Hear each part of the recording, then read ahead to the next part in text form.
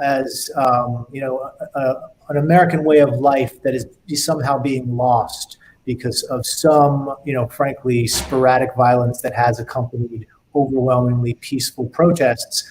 They're really betting on that, and they've been betting on it for months. And frankly, there's some evidence now that is starting to break through. I don't think there's overwhelming evidence, but it's certainly not a crazy strategy for them to pursue, and not as crazy as it looked a few months ago when we were talking on the show about how, remember we kept on saying, is it 1968 or not? Yeah. I think a lot of Republicans and even some Democrats are starting to think it's a little more like 1968 than it looked a few months ago. And we can all debate that.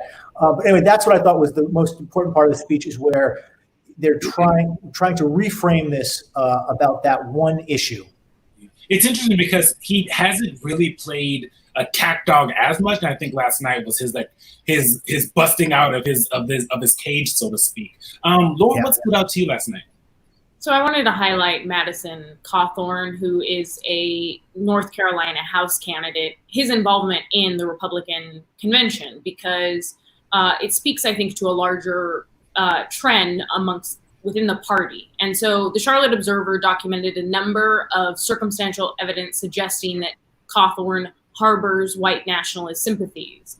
And so Hawthorne is one of an increasing number of people who promote what were once considered very fringe views, but they have become more mainstream in the GOP. Similarly, Abby Johnson, who spoke about 2 nights ago at the convention, there was a social media posting of hers that surfaced that found that she encouraged police to racially profile her adopted son. And then on top of that, there are 2 QAnon candidates for the House that won their primaries that are most likely going to come to Congress. And one of them tonight is attending the White House hosting of Trump's speech. So she'll be at the White House tonight, and that's Marjorie Greene. And so it just speaks to this permeation of conspiracy theorists and those who've made suspect or outright racist comments within the GOP. Tim, there were a lot of speeches. It felt like more speeches than the other nights last night. Who stood out for you? Yeah, the one speech that really caught my attention was by Dan Crenshaw, the Texas congressman, and it caught my attention for a very unique reason. Let's take a quick listen. We need to remind ourselves what heroism really is. Heroism is self-sacrifice. It's not moralizing and lecturing over others when they disagree. Heroism is grace, not perpetual outrage. Heroism is rebuilding our communities, not destroying them. Heroism is renewing faith in the symbols that unite us, not tearing them down. See, America is a fabric. It's woven from the threads of history's best stories, best attributes, and greatest ideas. Tim, what was it about that? I know. Let the people know. What was it about that that stood out to you? Yeah. So you've got the spoiler alert, but so Crenshaw gave what I think be described as like a pretty standard fair speech. He's a combat vet, and he talked about a fallen comrade. He talked about patriotism. The night's theme was about heroes. The 2 words that Crenshaw never uttered in his speech were Donald Trump. And at least in my recollection, that's the only speech of this convention where a speaker did not mention the president. And frankly, I'm not sure I've ever seen a convention speech in which a keynote primetime speaker did not mention the name of the person at the top of the ticket. It was a very strange circumstance. I'm not sure whether that was deliberate or not, but it was very, very conspicuous to me. And it made it through the whole, process of people at the RNC seeing it, probably some people from the Trump campaign seeing it. So it even looks like he got the stamp of approval to do that. We have seen a lot this week at the RNC. One thing that has stuck out to me over and over is the lack of some type of memoriam for the 180,000 Americans that have died of COVID. Instead, it hasn't been ignored either, COVID. Instead, there's been a little bit of revisionist history on President Trump and his response to COVID-19. So I'm sending Tim and Ryan away And I want to bring in the co-author of the smartest healthcare newsletter out there, Political Pulse, Adam Pinkren. Adam, thanks for joining. It's great to be here. Did I say your last name right? I just realized I've never said your last name in my whole life. It's a tough one, but you got it right. You nailed it first try. Yes, perfect. Let's start at the top. What really was the president and the administration's response to the pandemic, both politically, but more importantly, substantively? Like, what did they do? Sure. Well, I guess I'll start with the real one and not the kind of gauzy version that you've heard over the past week from all these speakers at the RNC. It was, in a couple words, sluggish, slow to react, and really now 6 or 7 months later, we're still facing a lot of problems that, you talk to any public health experts and they say we should have been on months ago. If you think way back to February when these cases were first spreading, it took weeks for the president to really grasp the significance of this coronavirus outbreak, to really even take it seriously. It wasn't until mid-March, when he kind of really understood, what was at stake. Tens, hundreds of thousands of lives, a virus that could shut down the economy, send us straight into a recession. So there was a long period there where we didn't have the supplies, we didn't have the testing, we didn't have the awareness of even how this virus was spreading to be able to kind of ramp up a response. And then when we did, it's been just kind of very fits and starts. The president very early on put a lot of responsibility on the states to handle themselves, said it's basically, your guys' problem to deal with whatever outbreaks you're seeing in your states. And that's kind of continued with the federal government and the Trump administration playing a backup role of sorts, rather than kind of taking the lead on what is really a national crisis and a continued rolling national crisis. Earlier this week, Adam, you reported that the Trump task force officials ordered the CDC to stop promoting testing for asymptomatic people that have been exposed to the virus. What are the ramifications of that change? Well, this is something that really confused and angered, state health officials, because they're trying to get as much testing out there. They're trying to make sure that they can contain any potential outbreaks very quickly. And what the Trump administration is essentially saying in these new guidelines is, if you don't have symptoms, if you already don't think that you have the virus, but maybe you've been exposed, do not seek out a test. And that runs counter to a lot of the advice that we've gotten over the past several months, that if you're in close contact with somebody who you find out has COVID-19, that you need to go get tested. And we need to now trace all of your contacts to try and contain this virus. So a lot of confusion. What compounded it is that there was no public announcement. There was no public rollout. So there may be justifications, and we're starting to get some of those justifications around how you handle testing and what the procedures should be and who should be, the very nuanced explanations for who should qualify and who shouldn't qualify for a test. But there was none of that. And so now what you have is this very top-down decision that's kind of dropped on the heads of everybody, and we're all left to figure it out. And that has been kind of a microcosm of the way this response has gone for the past 6 or 7 months. Yeah. Last question for you, Adam, before we let you go. The president's expected to announce, he could always change, a new rapid test plan tonight in his speech when he accepts the nomination.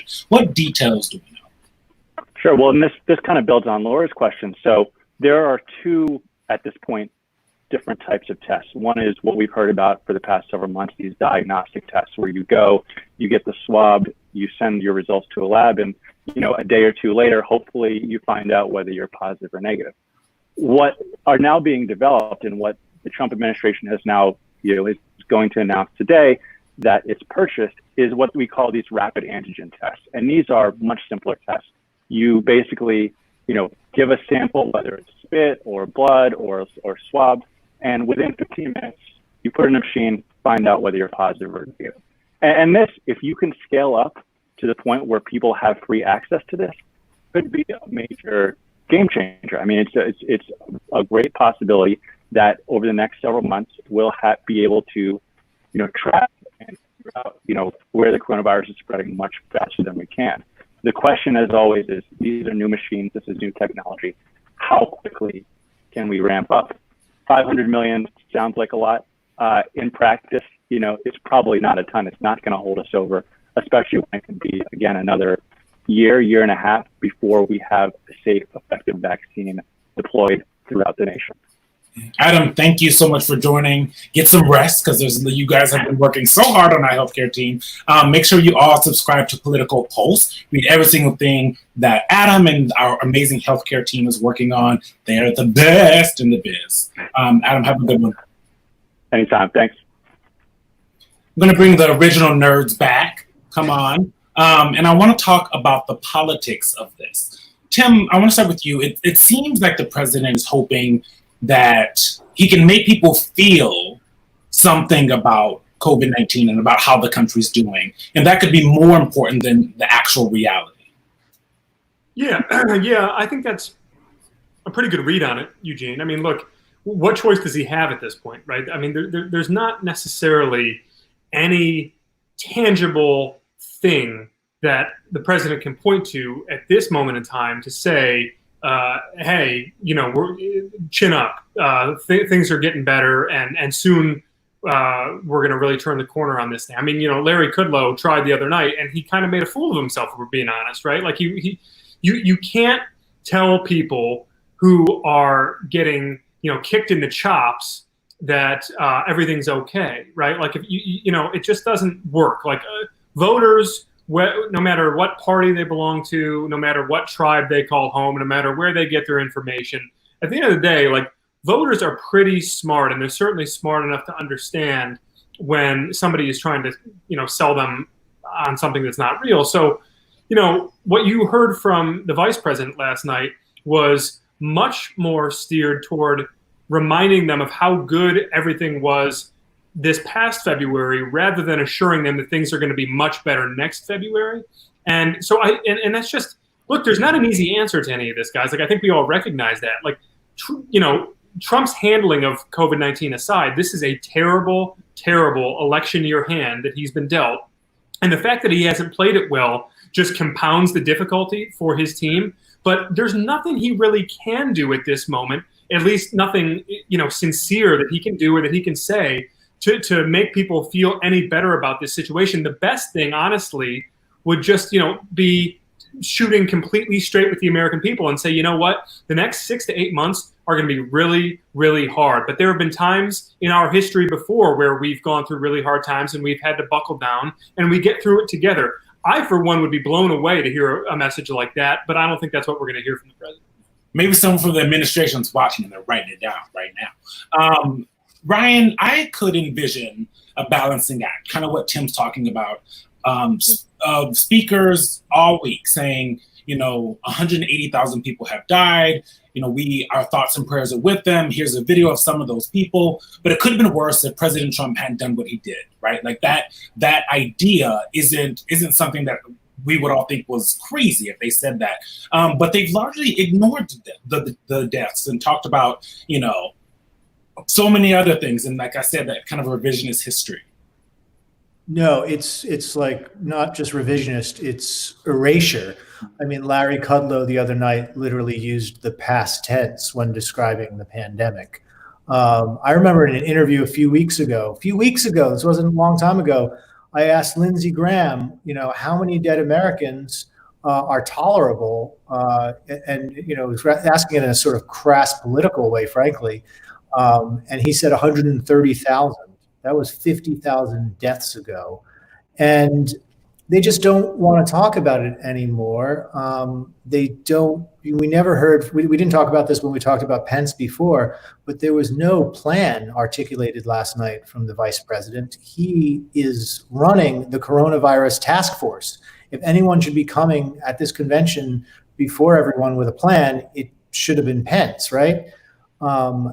Their strategy is to ignore it, to praise actions that frankly don't have a lot of salience, like the partial China travel ban, and to change the subject to other things that they think are more politically beneficial. I mean, that's just the blunt truth about this. There's no plan, and they don't want to discuss it. Yeah. Laura, I want to bring you in, but first, I want to play some sound from Jared Kushner this morning. He was unplugging with Playbook with Anna Palmer and Jake Sherman. What I find with the president is that he'll say the right things often, but they don't get covered, and people want him to say it over and over again. He is who he is. but he gets things done. And, actually, Tim Scott said it to me the best, where he said, words of encouragement are not the president's love language. His actions and his successes and his results are his love language. Laura, I'm curious how much of this is about President Trump's love language, as they put it there, versus how he really sees the pandemic. How have we been able to, in 6 months of covering him during this, figure that out? Well, if I could just go back to a minute, what Tim said about maybe hoping to hear some empathetic message from Trump. That is actually in the CDC manual in terms of how to address the public when dealing with the pandemic. And from the beginning, the administration has thrown out all of those guidelines in a manual that experts, that infectious disease experts, that communications experts worked on from previous experience. And I even spoke to a former CDC official who worked on communications in times of when there have been infectious disease scares. And empathy was a key aspect of how to articulate to the nation that its leaders understand that these are difficult times, that this is hard, but that together there's a way to get out of it. And again, that isn't any kind of message that we've heard from Trump at all. So what we have heard, which is maybe what his love language is talking about himself and taking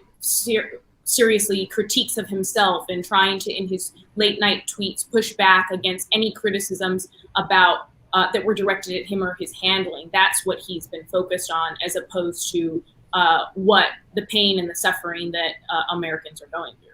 We're going to talk about what we're expecting from President Trump in a little bit. But first, my favorite part of the show, counter-programming. You each have 30 seconds, Ryan, to tell people some news that we won't get a chance to cover in tonight's show. It can be politics or it can be sports, like Tim likes to do. And Tim, I'm going to start with you.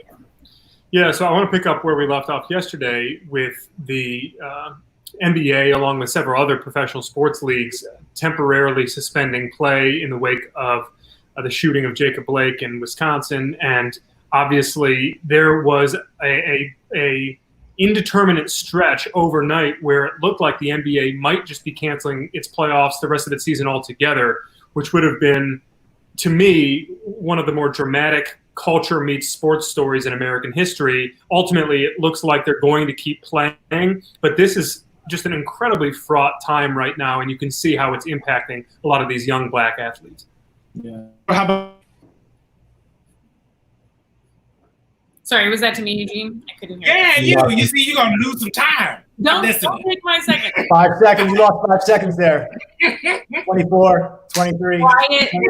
So the Michigan Secretary of State said today, warning residents actually that there are robocalls going out that are falsely saying that vote by mail would be dangerous because if you quote vote by mail, then the CDC may get your information. Your information would be put into a database and the CDC would use it to track you down for vaccines, or debt collectors would use it. And I also reached out to some sources to see if this was happening in other states. And one said that a robocall from the exact same group was sent to a black woman in Illinois. And as well in Michigan, it appears to be targeting black voters. Let's just start here. The siren coming from somewhere. Welcome to live television. Ryan, go ahead. So the Federal Reserve announced today, Jerome Powell, who's been the chair of the Fed since 2018, they announced that they've always had two goals, battling inflation and keeping employment as widespread as possible, full employment. And there's always been a debate about how much they focus on one over the other. They announced today that the seesaw is going to change more towards full employment. And that means that we're likely to have much lower interest rates for a lot longer. And it also means that the Fed is more worried about low and moderate income Americans, which was part of their statement today, than they normally are. So a lot of people on the left sort of cheering this. And thinking that the Fed is making the right decisions. It's been a long time battle in the economics world over this, and so pretty, for Fed nerds, a sort of historic moment that they've revised things a bit in that direction.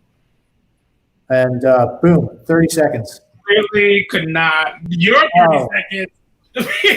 that clock. Not mine. Not mine. It's like alternate facts. 100%. 100%. We're just minutes away from President Trump and re-accepting a nomination. He's going to expect it later, but this is the RNC is going to be happening very soon. What do you guys think needs to do tonight? Quickly. And I'll start with you. Wait, we lost you there, Eugene. What did you say? I want to start with you on what President Trump needs to do tonight in his speech. Oh, God, what he needs to do. I mean, he's almost 10 points down. The economy is in tatters. There's social unrest in cities from coast to coast. And there's a pandemic that will probably kill over 200,000 people by election day.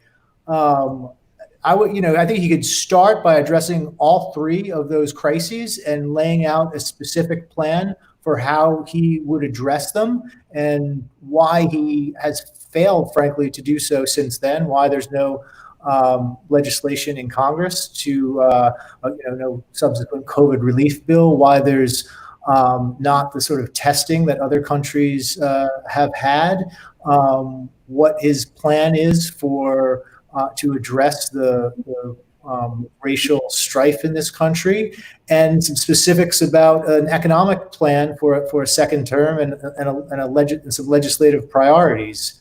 I'm doubtful that we're going to get any of that, and I think what we're more likely to get is a lot of red meat, a lot of sort of the culture war stuff that he's been focused on, and a lot of sort of more vague, but probably, less coarse than the usual Trump, because that's been the project here all week.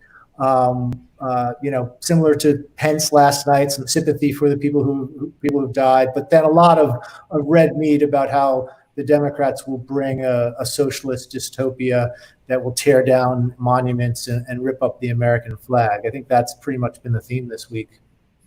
Tim, what about you? I actually want to go back to Laura's point a few minutes ago, because I think it's the salient one throughout all of this about empathy. Look, we have talked at great length about the president's failures at an administrative level to deal with the coronavirus, right? But the thing about this entire situation is that the president of the United States is always going to be a unique office, because you are both the head of government and the head of state. And for all of the focus on Trump's failures as head of government, it's his failures as head of state that I actually think are going to be more politically damaging to him. It is that lack of empathy. It is that lack of honesty and candor. It's that lack of, Jared Kushner might want to joke about, words of affirmation, words of encouragement not being the president's love language. That's a really important love language. It's a really vital thing that a president has to be able to do, is be able to encourage Americans and be able to project confidence and optimism at really dark times. He hasn't been able to do that. That's what I'm watching for tonight, but I'm not holding my breath. Yeah, Laura, I'll let you have the final word on this. So I think that what Kellyanne Conway said today actually can forecast a bit of maybe what we'll hear from Trump, or at least potentially the campaign's overall thinking. And that's that she said that the more, quote, anarchy, the more, quote, violence, the potentially more politically beneficial it would be to Trump. And so, like Liza was saying, we could potentially be hearing more about his appeal to the suburbs, to his predominantly white base, saying that he's the one that will protect them, whether it's from Black or brown people or from violence. And so I'm not sure that we can expect a change in tone there. Whether or not that rhetoric helps him is another question. I mean, I've talked to pollsters who have said that in focus groups, they've heard from white women in swing states that the divisiveness is actually something that turns them off. So it still is really we haven't seen polls that have captured his current rhetoric mixed with what we've seen in terms of Blake's killing in Kenosha, and we haven't seen how that's impacted the voters yet so far. So that remains an open question. Lots of open questions, but we're going to have to go. Thank you all for watching our very special convention coverage for the last 2 weeks. Before we go, I want to say a huge thank you to the people you guys don't get to see that helped to put Foursquare together. Michael Cadenhead, Brooke Mentris, Lena Miller, Catherine Wilson, Courtney Robach. You guys have held our hands and made us look normal through all of this. Viewers, stay right here. 2.5 hours of the RNC. You can watch it right here on Politico.com.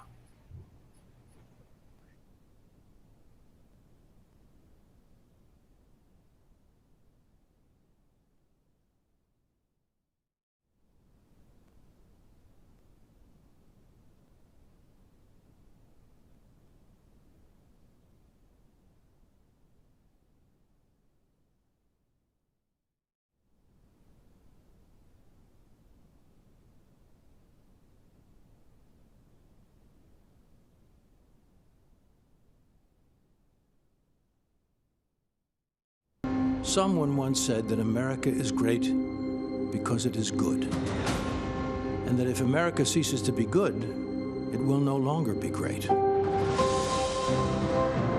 is the goodness in Americans that informs the greatness of America.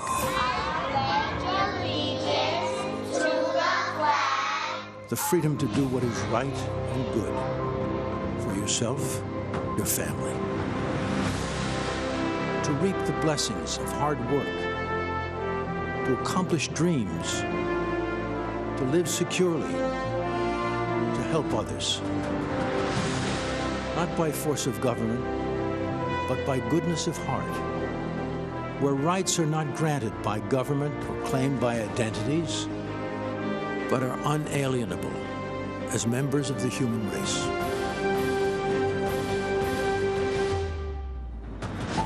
Today, America's greatness is challenged by those with extreme notions. Defunding law enforcement as lawlessness abounds. Hateful rhetoric, telling you what to wear and when you can work. Limiting free speech and freedom of worship. Old ideas of socialism repackaged in redefined words. Let us restore the values that made America great. We will make America strong again. Return to the higher standard. We will make America proud again. A land of freedom of speech, of worship. We will make America safe again. A land of security and prosperity. And we will make America great again. A land of greatness.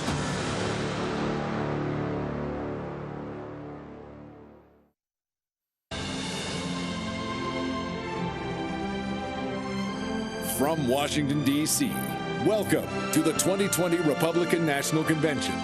Tonight, celebrating America as the land of greatness.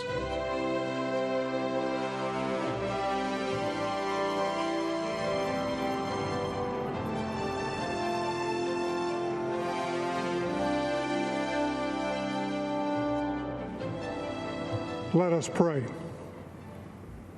Our Heavenly Father, which art in heaven, we thank you for the great bounty you have bestowed on this nation and the many blessings we have received these past 4 years. We are forever grateful. As we come tonight, our country is facing trouble.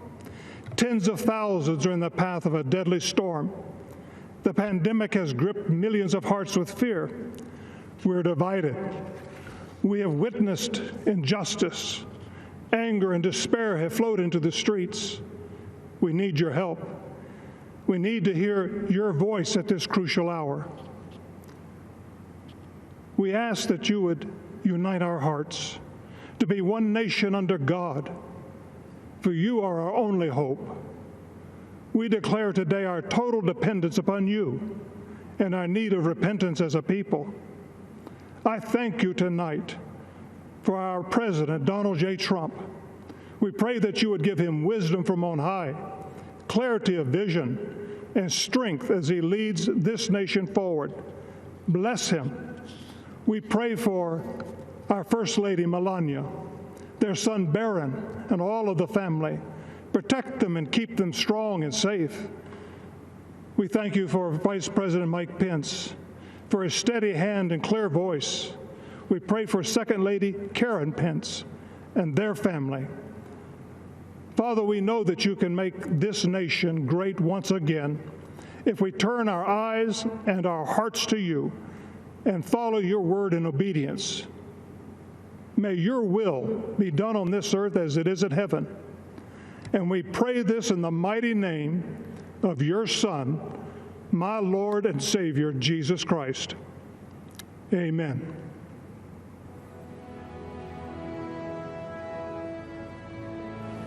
I pledge allegiance to the flag of the United States of America and to the republic for which it stands, one nation, under God, indivisible, with liberty and justice for all.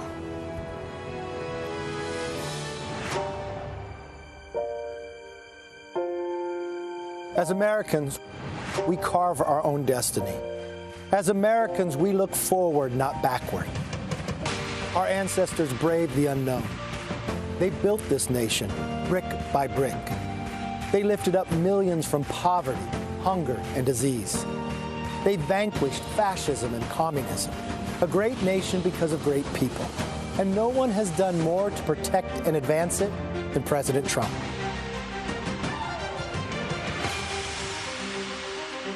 As Republicans, we are proud to stand with him and to work for you. Together, we built the greatest economy the world has ever seen, and we will do it again. We confronted China head-on, tore up bad trade deals and made better ones, supported our men and women in uniform, and took out the world's top terrorists, achieved energy independence, defended the sanctity of life, and restored law and order at the border. But as every American knows, we face an invisible enemy that we didn't ask for nor invite, but we will defeat it. We will defeat it because America is where innovation happens, and we are developing a vaccine in record time. We will defeat it because President Trump unleashed a Marshall Plan for Main Street and put hardworking taxpayers back on their feet. We will defeat it because tough times don't last. Tough Americans do. And that is what this election is all about. You, not us. Joe Biden and Kamala Harris think this election is about the government. They're wrong. It's about your family and your future.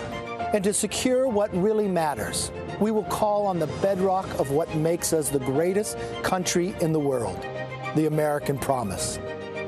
A promise that everyone is equal under God, under the Constitution and under the law. A promise that government is accountable to we the people.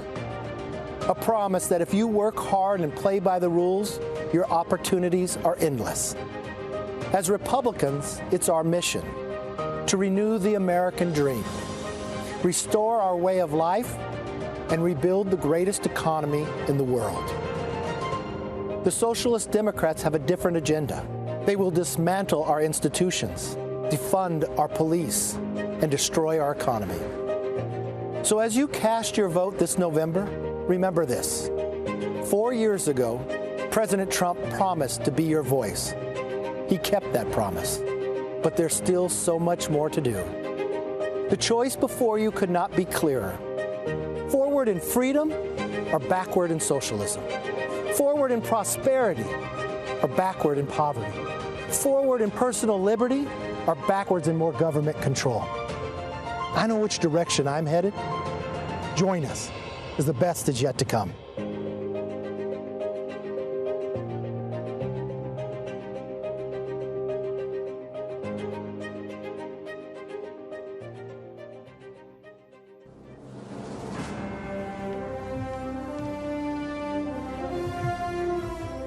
Hello, my name is Jerome Smith.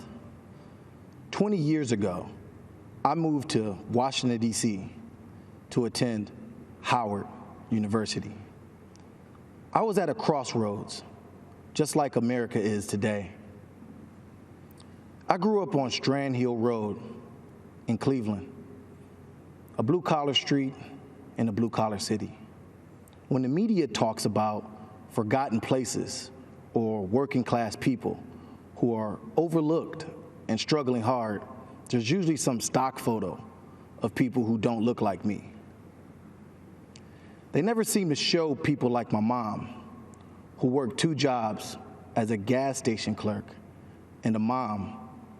She showed me how to persevere. They never seem to show people like my dad, who plowed snow in the winter and paved streets in the summer, who stood by me through thick and thin and taught me strong values every day. They never seem to show people like me. At first, I didn't live the values my parents taught me. I won a starting spot on the varsity football team, but I only had a 1.9 GPA. But then I broke my leg. It took a broken leg for me to really get moving in life. I prioritized schoolwork, went to Howard, and ended up working for the President of the United States. Growing up, I'd never really known a Republican. I believed all the stereotypes. It took a meeting Republicans who shared my values to show me I was wrong. Donald Trump knows that in the work of revitalizing communities, America's strength is America's people. And I can tell you, he really cares, and he takes action. Every issue important to Black communities has been a priority for him. Prison reform, rebuilding broken families, bringing jobs back to America. Jobs in Cleveland, jobs in Detroit, jobs in Milwaukee. President Trump knows that education is the great equalizer.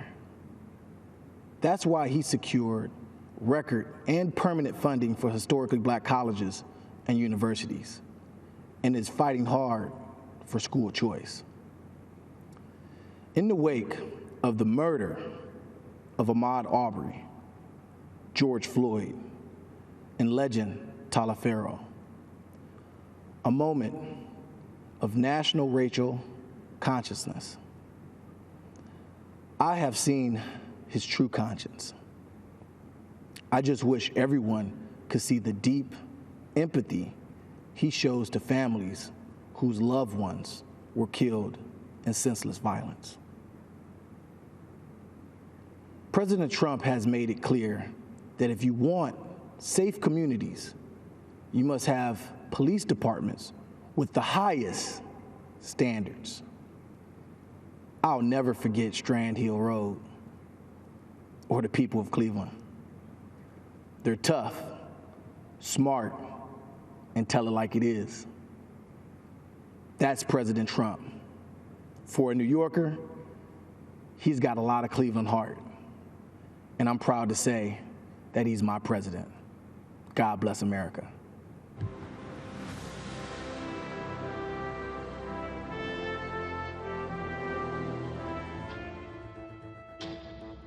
People assume that if I'm not a Democrat anymore, then I must be a Republican or I must be conservative. I still consider myself a liberal, but liberalism has changed, and I don't fit there anymore. As a Black kid growing up in Texas, we were taught that you had to support Democrats because Republicans were for white people, supporting the rich, and we definitely weren't rich. Basically, our default setting is to be a Democrat. I'm a Democrat. My parents are Democrats. I was a huge Obama supporter. In the 2016 primary, I voted for Bernie Sanders. I mean, I was a socialist. And it wasn't until we got married and began expecting our own family that I began to kind of question whether or not the things that we were really promoting and supporting were in line with the way we were living. And that was when the shift kind of began for us. I was renting a room in this woman's apartment. She had 3 or 4 kids from 3 or 4 different fathers. She was my age. Most of them were incarcerated. I asked her, what do you do? She goes, I'm in the system. It feels like Democrats sort of get people hooked on this drug of free money, where they basically say, you know, if you want your fix, you have to keep voting for us.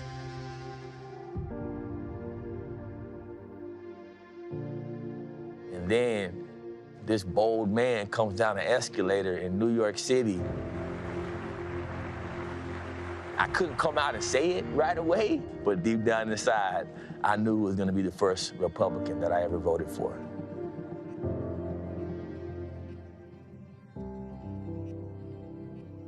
His entire campaign, Works for All Americans, that was a turning point for me. One of the hardest things to do is to challenge your own beliefs. Going straight to the source is really how I was able to overcome some of those pitfalls. And so I want people to hear my story and know that you can actually go from being a Democratic socialist to a Trump supporter, but you have to look deeper. I think there's a political realignment that's taking place. I've always been very anti-war, and now Trump is by a mile the anti-war candidate. I've always been very much for free speech. Trump is now by a mile the more pro-free speech candidate. What's at stake in November is pretty much everywhere you look. You either see prosperity and liberty and things that you want to preserve, or if you're a Democrat, everywhere you look, you see something you want to tear down and remake in the image of some other country that's not as successful as we are. I'm trying to conserve our values, our Constitution, our God-given rights, right to bear arms, freedom of speech, all the things that has always made this country great. You know, it took me a good long time to get here, but I hope that Trump wins and that we can continue with the progress that he's made and the policies that he's put into place. Let's get our economy back on track and let's be moving in the right direction.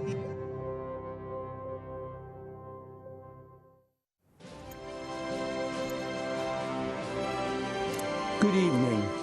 My name is Jeff Van Drew. I speak to you as a member of the Republican Party. But it always wasn't that way. How I became a Republican says a lot about today's Democratic Party. I'm from South Jersey, where we work hard, look after our neighbors, and care about our communities.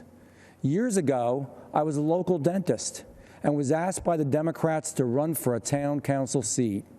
I had my doubts, and I explained that my views were middle of the road to conservative, but the local leaders said the Democratic Party was a big tent and that they accepted people like me.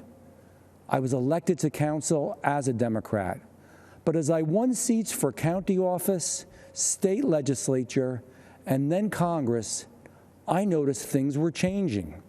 The Democratic Party had become less accepting of American tradition, less believing in American exceptionalism, less supportive of traditional faith and family.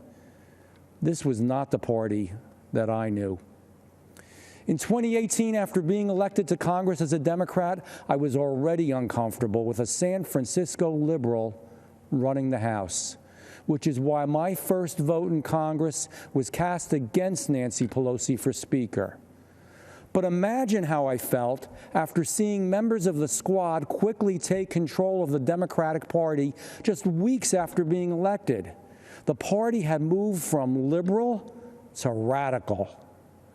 This new Democratic Party wasn't just for higher taxes. Now they were for open borders, against our police, and against our God-given rights. When the radical Democrats went after President Trump with impeachment, they made another mistake. Democratic leaders told me that I had to vote for impeachment or my life would be made difficult, and I wouldn't be allowed to run again.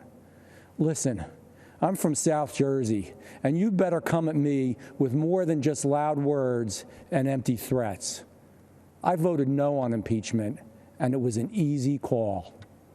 Soon after, I met with President Trump, and he made me feel more comfortable and welcome in the Oval Office than Nancy Pelosi ever made me feel in her caucus. And a few days later, I officially changed parties, and I became a Republican.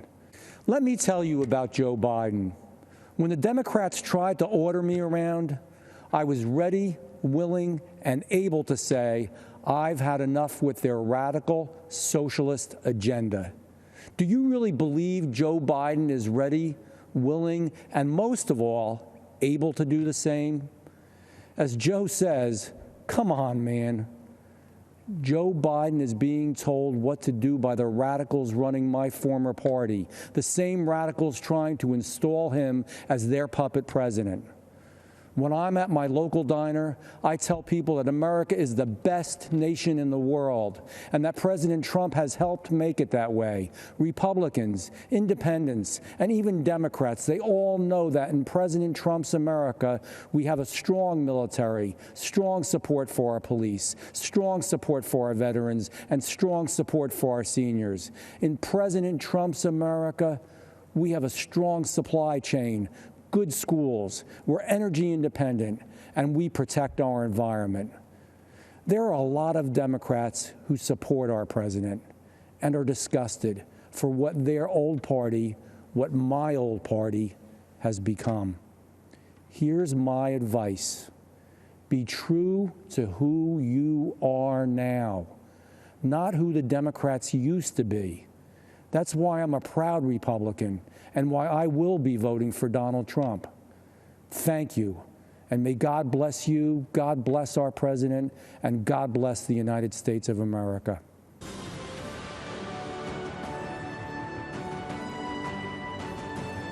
For me, the most important issue is jobs. We need to be able to pay our bills. I trust Donald Trump on jobs way more than I do Joe Biden. There's no doubt that Donald Trump has built the strongest economy we've ever seen, and I know that he will do it again. Joe Biden doesn't have the energy, and his ideas like raising taxes, it's going to hurt us. Electing Joe Biden as the president is a huge risk, and I don't want the future of my son in the hands of Joe Biden. I want my son to be able to go out and get a good education. I want the economy to be strong. I want the country that he lives in to be safe, and I want our borders to be secure, and I don't want that in Joe Biden's hands. Donald Trump has built the strongest economy we've ever seen. He has made our country safe, and as a mom, those are things that I'm very proud of, and those are things that are very important to me when I'm looking for a president. I'm sticking with Donald Trump. My name is Stacia Brightman. I'm a single mother of 2 boys, and I work in Houston, Texas for S&B Engineers and Constructors as a warehouse receiving clerk. After serving my country in the Marine Corps, I worked various jobs, but I thought I needed a degree in order to have a career. I put myself into significant debt to earn my bachelor's degree in finance. Despite my degree and all of my efforts, at one point, my boys and I even found ourselves homeless.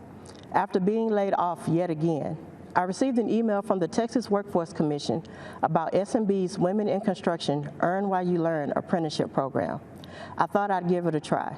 I was a bit skeptical at first, but I said to myself, hey, if they're willing to take a chance on me, I should be willing to take a chance on myself. At the start of the program, I was making $16 an hour while I trained to become a pipe fitter helper. Looking back, it wasn't easy, but boy, was it worth it. I felt empowered that I was learning new skills and able to support my family again. I worked hard, got promoted, and even got a few raises.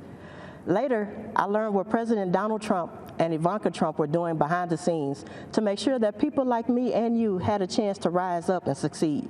President Trump started the National Council for the American Worker and the American Workforce Policy Advisory Board. Together with Ivanka, he wrote policies that made it easy for states and companies to give opportunities to hardworking Americans like me. The President and Ivanka also partnered with the Ad Council to launch FindSomethingNew.org, helping to connect workers and workers with training and apprenticeship programs where they live. If you find yourself in a situation like mine, where you feel you have nowhere to turn, nothing to really fall back on, and you feel like no one believes in you, go online to FindSomethingNew.org and see that President Trump believes in you. And more importantly, please believe in yourself. Keep trying, keep pushing. Times will get hard. Remember, just a few years ago, I was homeless. And you know what now? I'm set to close on a brand new home at the end of the month. So my message to you is keep pushing, You can do it. Find a training program like the one I participated in. And like me, you'll have an opportunity to build a career in life that you're proud of. So with that being said, I'd like to talk to you about a different kind of training. This is the Trump campaign's National Week of Volunteer Training. If you're like me, you know how important it is to put Americans back to work. So get trained and get involved with the campaign. Go online to www.trumpvictory.com and sign up and keep the president fighting for you for another 4 years. Thank you and God bless.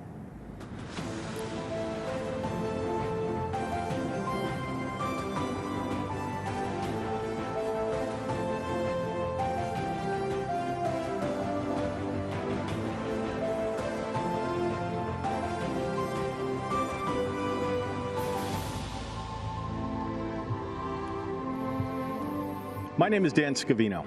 When I was 16 years old, I got a part-time job at a golf course just outside of New York City.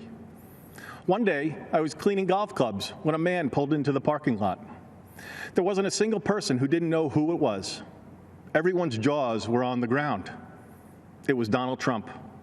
All I could think was, nobody will ever believe this at school tomorrow. I never would have imagined it at this moment, but I've now been at President Trump's side for almost 30 years. All these years later, there's a part of me that still feels a sense of wonder every day when I consider the journey we have taken together and taken with so many of you watching tonight. Because my personal story with Donald Trump, in so many ways, is yours too. He saw potential in me, a spark, the possibility that I could be more, do more, and achieve more than even I thought was possible. That's how he views this country, too. We have all just scratched the surface of what we can do together. If there's one thing I hope you will hear from me tonight, it is this. President Trump is a kind and decent man. I wish you could be at his side with me to see his endless kindness to everyone he meets. The media could be a fog machine, creating a partisan mist around everything that's hard to see through. But in 2016, you navigated through it all. You found your way through the swamp, and you arrived safely on the other side, with Donald J. Trump as your new president. There are some things that were true then, reasons why you choose him as your country's leader, that remain true today. You know the president cannot be bought. The American people must know their president isn't building his life. He's building yours. He knows the president cannot be bullied. President Trump is the first leader who's been too strong, too tough, and too savvy to be crushed by the status quo establishment and the political media class. You know the president cannot be beaten. He's got a fighting spirit, like so many of you do.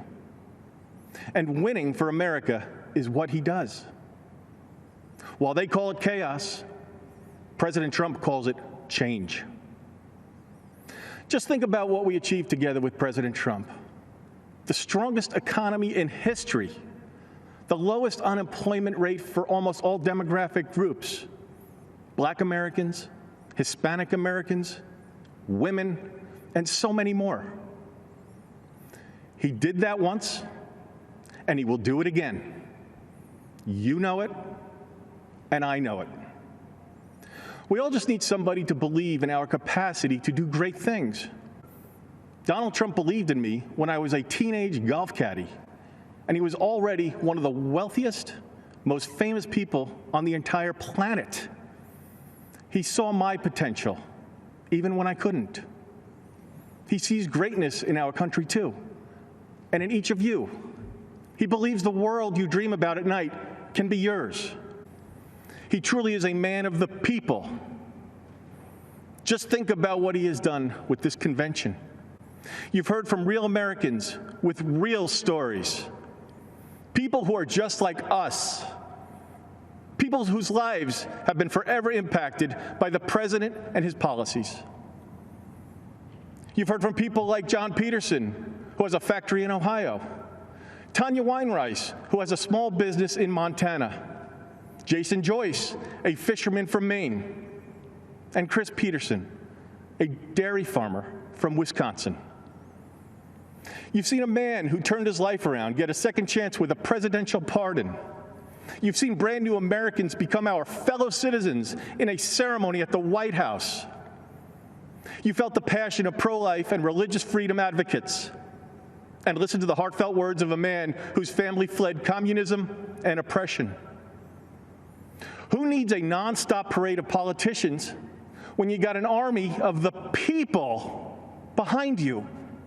On November 3rd, vote for the man who believes in America and believes in you. Vote for my friend, your friend, our friend, Donald J. Trump. Thank you, and God bless the United States of America.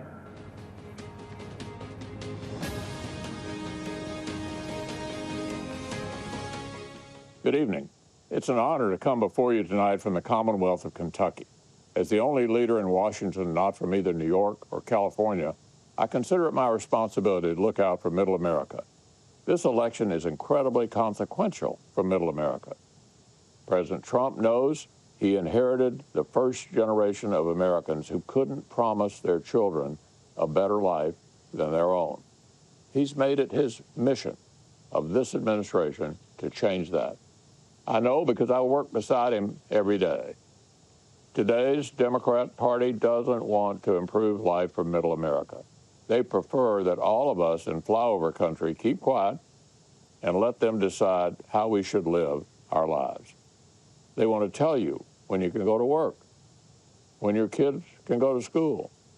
They want to tax your job out of existence and then send you a government check for unemployment. They want to tell you what kind of car you can drive, what sources of information are credible, and even how many hamburgers you can eat. They want to defund the police and take away your Second Amendment rights. They want free health care for illegal immigrants, yet they offer no protection at all for unborn Americans. They want to pack the Supreme Court with liberals intent on eroding our constitutional rights. And they want to codify all this by making the swamp itself, Washington, D.C., America's 51st state. With 2 more liberal senators, we cannot undo the damage they've done. Now you understand why Democrats spent an entire week telling us about who Joe Biden is, not what he intends to do. I'm immensely proud of the work the Republican Senate has done. We are the firewall against Nancy Pelosi's agenda. Like President Trump, we won't be bullied by a liberal media intent on destroying America's institutions.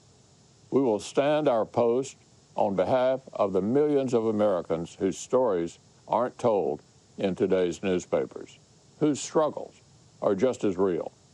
We'll continue to support American families as we defeat the coronavirus and return our economy to the envy of the world. The stakes have never been higher, which is why I'm asking you to support Republican Senate candidates across the country and re-elect my friend, President Donald Trump.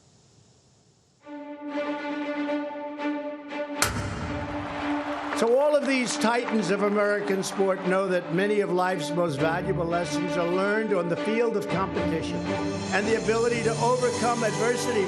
But I might have been given a bad grade, but I've got an awful lot to live for. And your relentless will to win, win, win.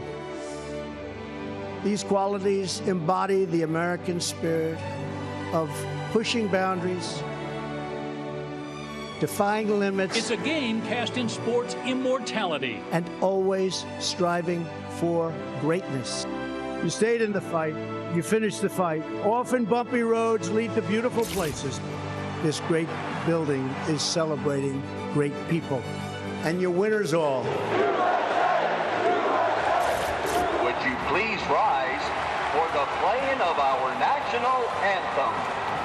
It's our honor to be in the company of great, great champions. Team USA will indeed take home the gold. But we have to get our sports back. We can't wait to see what's next.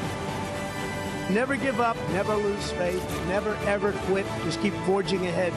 Give everything you've got. Victory is always within reach.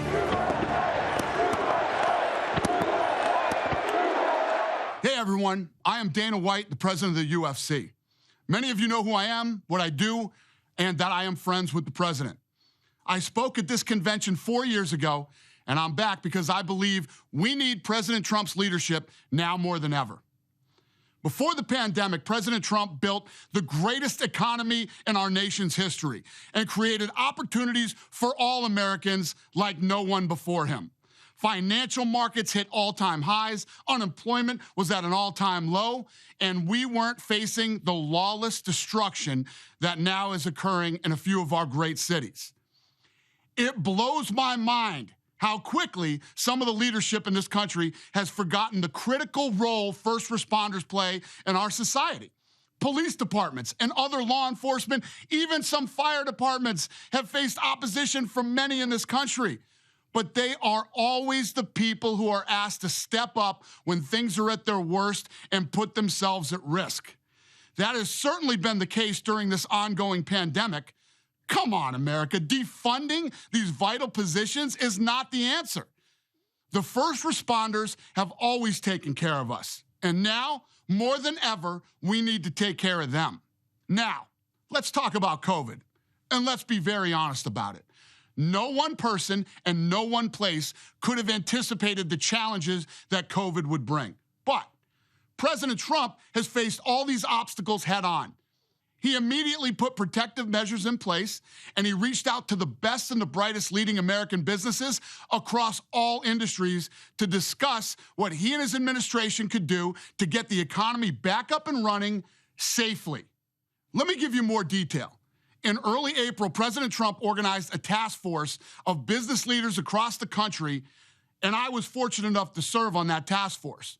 Firsthand, I had the opportunity to witness how hardworking and determined President Trump was to solve unprecedented problems our country was facing. I personally observed his ability to listen and understand the issues impacting Americans of all backgrounds. It was clear his highest priority was always the health and safety of everyone in our country. Not just Republicans, not just supporters, but every single American. President Trump recognized that one of the small ways to instill a sense of normalcy in people's lives was to bring back entertainment options. The president went above and beyond to help all sports leagues involved figure out a way to overcome the challenges of staging live professional sporting events in the middle of a pandemic. And you know what? We did it. The UFC was the first to do it, and we are continuing to do it. Now, other sports have joined us, and some of the lessons learned are being used to help reopen other types of businesses and schools. Make no mistake about it, we still have a long way to go, and that is why we need a leader with President Trump's unique attributes at this critical time. I have said it before, and I will say it again. He is one of the most loyal human beings I have ever met. The man has unstoppable energy. No one, and I mean no one, is going to outwork this guy. But most importantly, he truly loves and believes in our country. He believes in the people of this country. America is a place everyone wants a solid job. They want to take care of their family. They want to support their community, assist the less fortunate, and enjoy the freedom this country has provided to all of us. While we have certainly experienced a ton of negativity in 2020, President Trump's mindset is to work tirelessly to find solutions to problems and help restore America. He did it once, and I'm telling you right now, he will do it again. And remember, President Trump may be the only president in modern times who has actually done everything he said he would do during his campaign. There's this quote that I love from Ronald Reagan, where he said, "There isn't any problem we can't solve if government will give us the facts, tell us what needs to be done, then get out of the way and let us have at it." And what that means to me is, as Americans, we work hard to overcome adversity, and we face the tough times head on, irrespective of your gender, race, religion, or sexual orientation. What unites us as a nation is freedom, equality, and opportunity. That's what it means to be an American. Ladies and gentlemen, let's re-elect President Trump. Let's figure out what the problems are and continue to find solutions to those problems. Then let's get to work. I'd like to close with this. While it's critically important to re-elect President Trump, this pandemic has also taught us to be very, very careful who you select as your next governor, senator, congressperson, and mayor. It is so important to vote. And don't think that your vote doesn't matter, because to be honest with you, it has never mattered more than it does right now. Thank you, and have a great evening, America.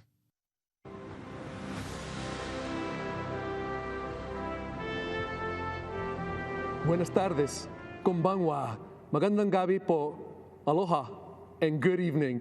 I'm Utah Attorney General Sean Reyes. I'm a proud American and proud descendant of warrior ancestors, women and men alike, from my Hawaiian, Filipino, Japanese, and Spanish heritage. My father demonstrated his warrior spirit over 50 years ago, fighting a dictator in his homeland, the Philippines. Barely escaping with his life, he started anew in America. He arrived with nothing but faith, determination, and a willingness to work hard. He lived the American dream, building businesses, a family, and seeing me become Utah's first minority statewide elected official. Today, I channel my warrior roots by battling human trafficking. I've been able to lead some of the largest trafficking prosecutions in America and traveled to foreign countries, working with law enforcement and NGOs to dismantle trafficking networks and rescue people from the most brutal conditions imaginable. Young girls and women sold into sex slavery, young boys and men forced into labor servitude, illegal adoptions, organ harvesting, human life utterly debased. President Donald Trump is a fierce warrior against human trafficking. How do I know? Early in 2017, I had occasion to visit with him about our rescues. He asked insightful questions, expressed deep concern for victims. Overwhelmed with compassion, he promised to attack this evil. President Trump summoned Ivanka and leaders from his cabinet, directing resources and hundreds of millions of dollars for raising awareness, liberating victims, prosecuting predators, and empowering survivors. Together, they've done more to combat human trafficking than any administration in modern history. Now that's a promise kept. President Trump's taken similar aggressive action to break the chains of drug addiction and improve mental and behavioral health. He declared the opioid epidemic a national public health emergency and made available billions of dollars to confront this threat. He also signed a bill creating a phone number like 911, but for mental health. When activated, 988 will be a lifeline for those struggling with thoughts of suicide, depression, addiction, self-harm, or even hurting others. It will save countless American lives. A few months ago, my father, my warrior hero, lost his fight with cancer. When he passed, he had by his bedside his scriptures, family photos, and a pen President Trump gave me to give him. Dad loved that pen. It represented freedom to him, the freedom that only exists when someone is willing to fight for it. To my father, President Trump is that ultimate warrior fighting for our freedom. If you listen to Democrats, the media, and liberal elite, they will tell you that America's light doesn't shine as brightly around the world as it once did. That is simply not true. The same light that brought my father to America inspires the desperate and downtrodden equally today. Believe me, I interact with some of the most marginalized victims on earth, and they love America. They love President Trump because he's fighting for their freedom and America's freedom. Thank you, President Trump. God bless you, and God bless America, this land of greatness.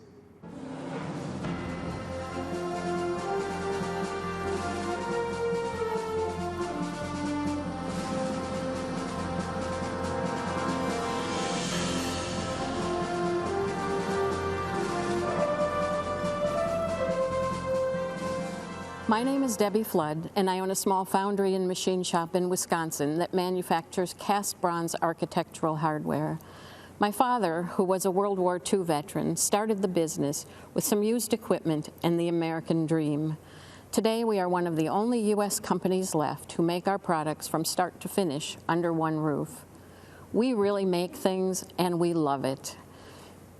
When we lost nearly 50% of our business to China in the mid-2000s, we wondered how a small company like ours could continue to compete. At that time, Joe Biden was a senator. He voted to normalize trade with China and helped pave the way for them to join the WTO, even though they were hurting American companies like ours. But we're tenacious and we're creative. We took a risk and purchased a 3D printer. 3D printing technology allows us to do things that China can't. Now we can take a customer's idea from sketch to sample to production in just a few weeks. This opened up new opportunities for us. Later, we fought our way through the Great Recession. Then Donald Trump was elected, and we breathed a sigh of relief. He actually fought for American workers and American craftsmen. He actually cared about bringing back those three beautiful words, made in America. We no longer had to succeed despite government. Now the government was on our side. We enjoyed a thriving economy stimulated by President Trump's pro-business and pro-worker policies. Thanks to the Trump tax cuts, I've been able to raise my employees' wages, so they got a pay raise and a tax cut. Even in the face of the pandemic, the president doubled down on his support for business. Thanks to President Trump, our business was approved for the Paycheck Protection Program. That allowed us to keep our people working at a time when the future was very uncertain. Our president understands that the best solutions unleash the innovation of American entrepreneurs and the creativity of American workers. Joe Biden doesn't really know anything about business or creating jobs. He spent 47 years in government, and it's doubtful that he'll finally figure it out in year 48. He's pledged to raise our taxes and bring back excessive regulation. I own a business whose mission it is to solve problems. Anything can be solved with a little creativity. It takes courage, commitment, and ideas. And those are all things that come naturally to President Trump. And that's why he has my support.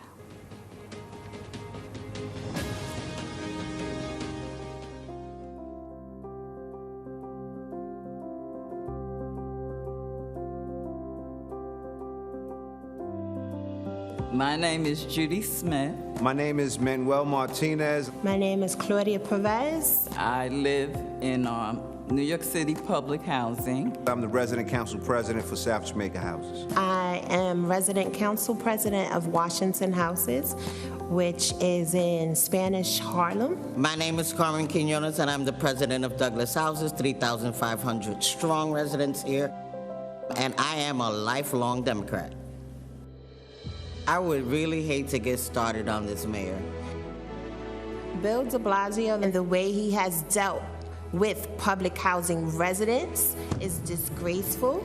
This mayor has made our lives here, and I think every housing development, very uncomfortable.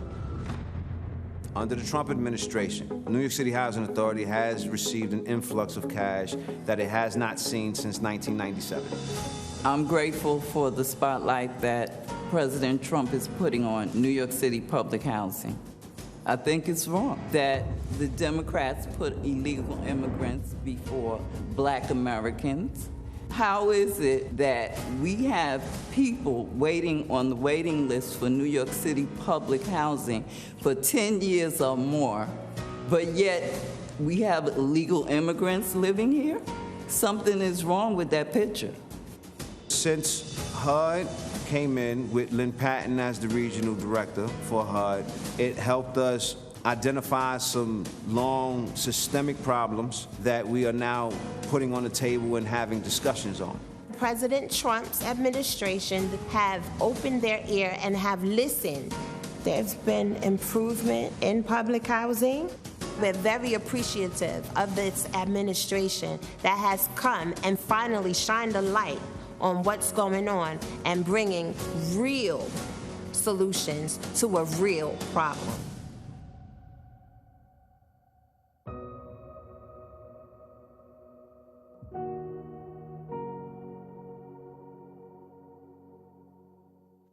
Hello, my name is Ann Dorn. I'd like to introduce you to my husband, David, father of 5, brother of 12, grandfather of 10, friend to thousands. He was the most kind, dedicated, loving life partner I could have hoped for. He had a big smile and a heart to match. He was blessed with the gift of gab, and that gift enabled him to touch souls and inspire people, especially young people.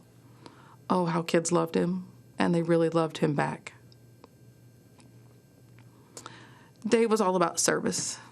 He served 38 years in the St. Louis Metropolitan Police Department and 6 years as chief of police as the Moline Acres Police Department.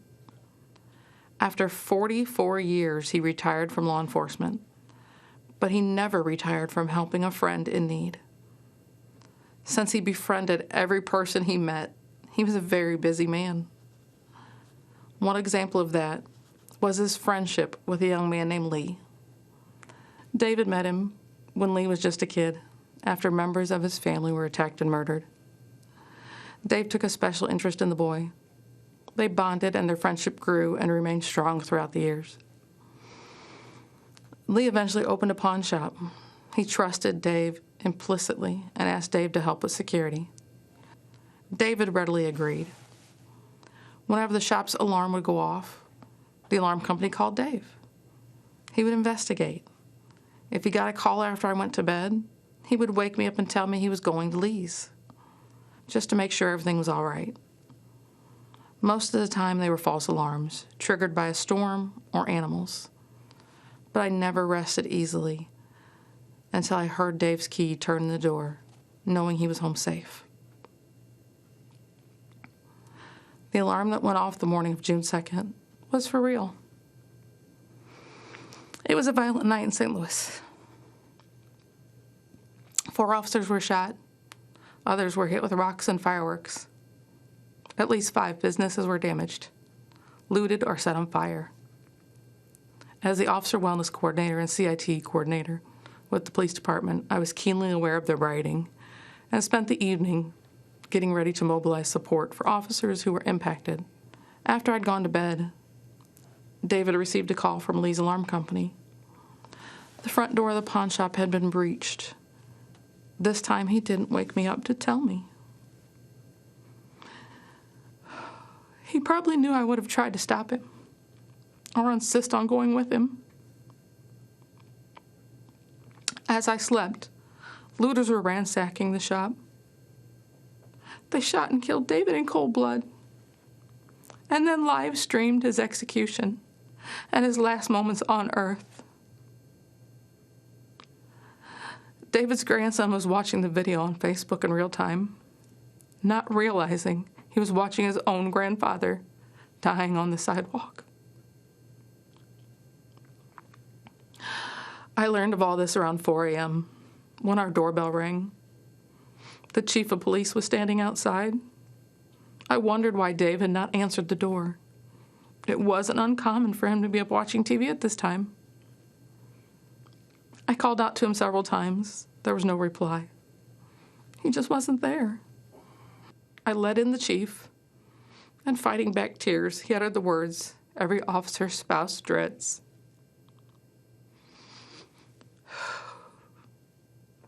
I relive that horror in my mind every single day. My hope is that having you relive it with me now will help shake this country from this nightmare we are witnessing in our cities and bring about positive, peaceful change. How do we get to this point where so many young people are callous and indifferent towards human life? This isn't a video game where you can commit mayhem and then just hit reset and bring all the characters back to life. David is never coming back to me. He was murdered by people who didn't know and just didn't care. he would have done anything to help them. Violence and destruction are not legitimate forms of protest. They do not safeguard Black lives. They only destroy them. President Trump understands this, has offered federal help to restore order in our communities. In a time when police departments are short on resources and manpower, we need that help. We should accept that help. We must heal before we can effect change, but we cannot heal amid devastation and chaos. President Trump knows we need more Davids in our communities, not fewer. We need to come together in peace and remember that every life is precious.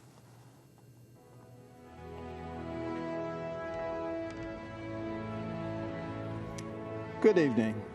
I'm Ben Carson, a retired neurosurgeon and a public servant.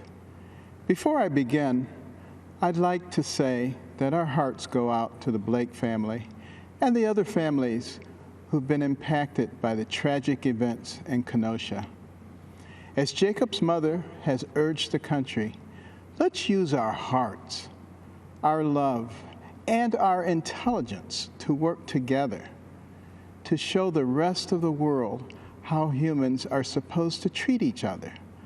America is great when we behave greatly. In order to succeed in change, we must first come together in love of our fellow citizens.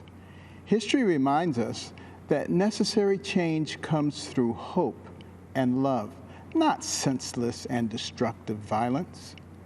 Abraham Lincoln once said to an America divided that, quote, "Your purpose then, plainly stated, is that you will destroy the government unless you be allowed to construe and enforce the Constitution as you please on all points in dispute between you and us. You will rule or ruin in all events," unquote.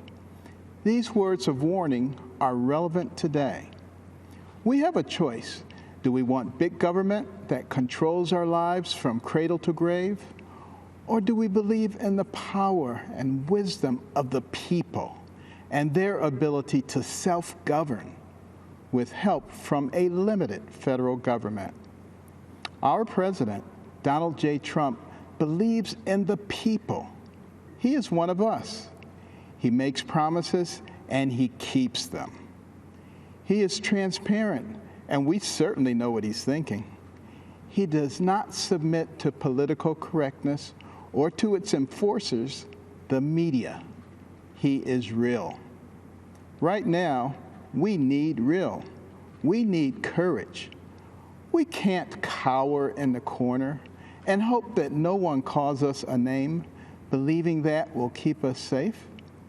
That is not courage, and that will not lead us to a good and just place. We must remember all those who sacrificed everything in order to give us freedom, and we must be willing to do the same for those who come after us. President Trump does not dabble in identity politics.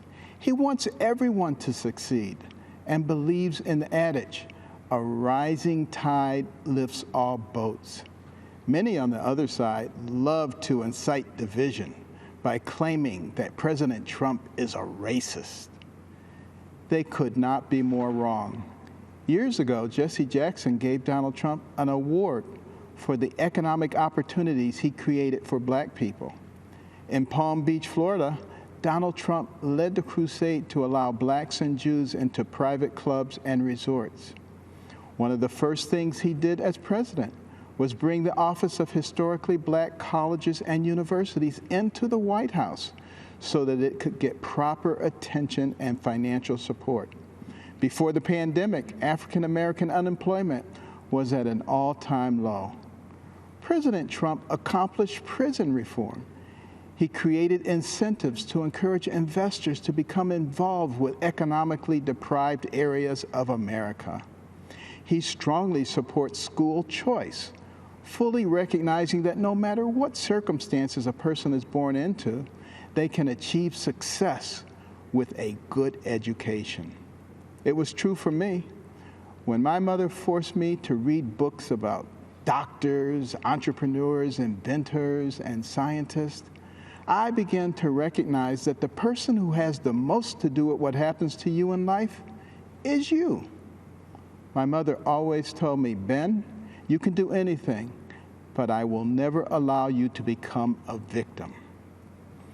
It was then that I stopped listening to the people who were trying to convince me that I was a victim and that others were responsible for my victimhood.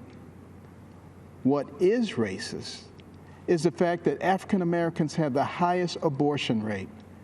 President Trump is the most pro-life president in the country's history. He will continue to fight for those who cannot yet speak. The vision of a shining city up on a hill came from Jesus' Sermon on the Mount. America is that shiny city. We are the beacon of hope for the world. At this moment in time, President Donald Trump is the man with the courage, the vision, and the ability to keep it shining brightly.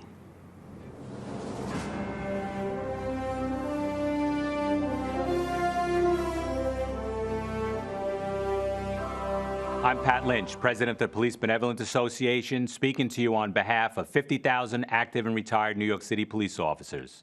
We are the proud men and women who wear a shield on our chest and put ourselves in harm's way to protect our city.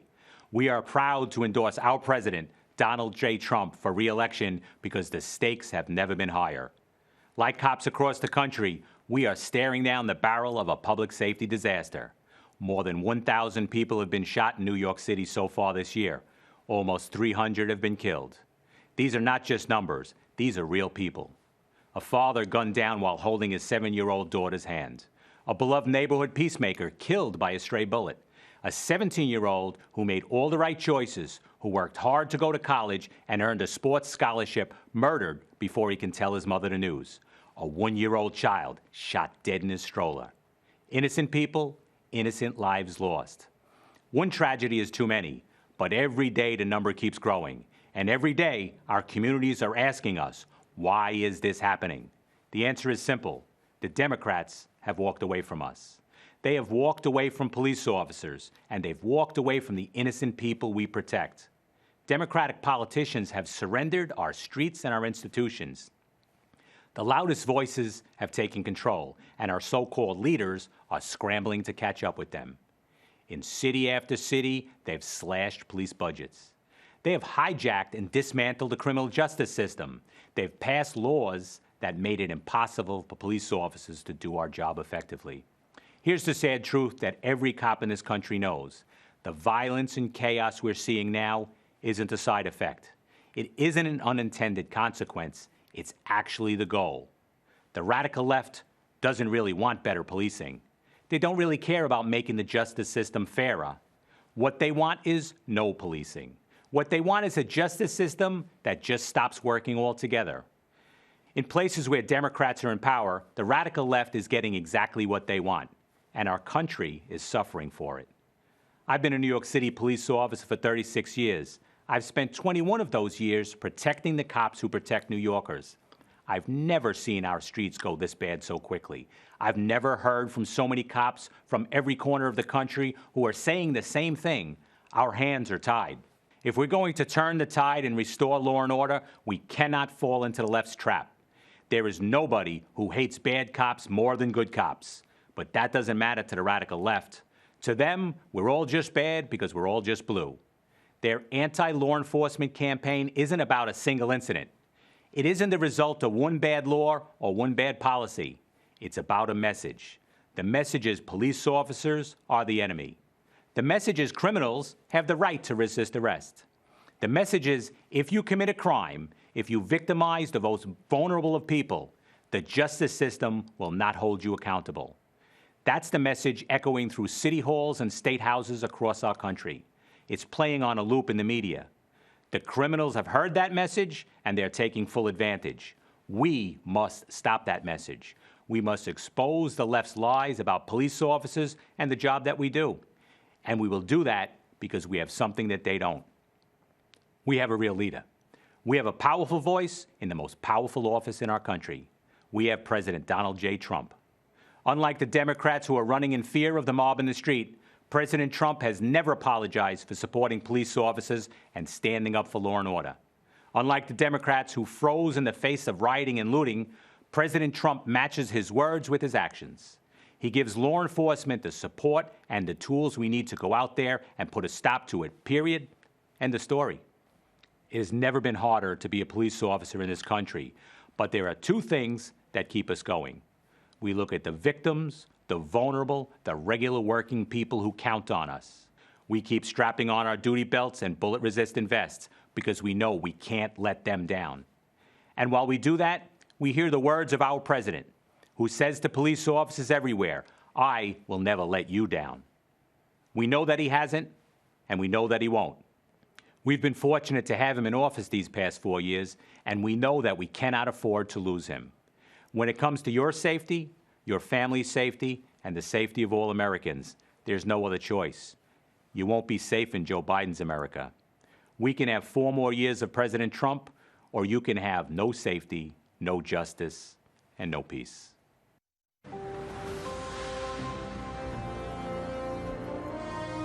Good evening.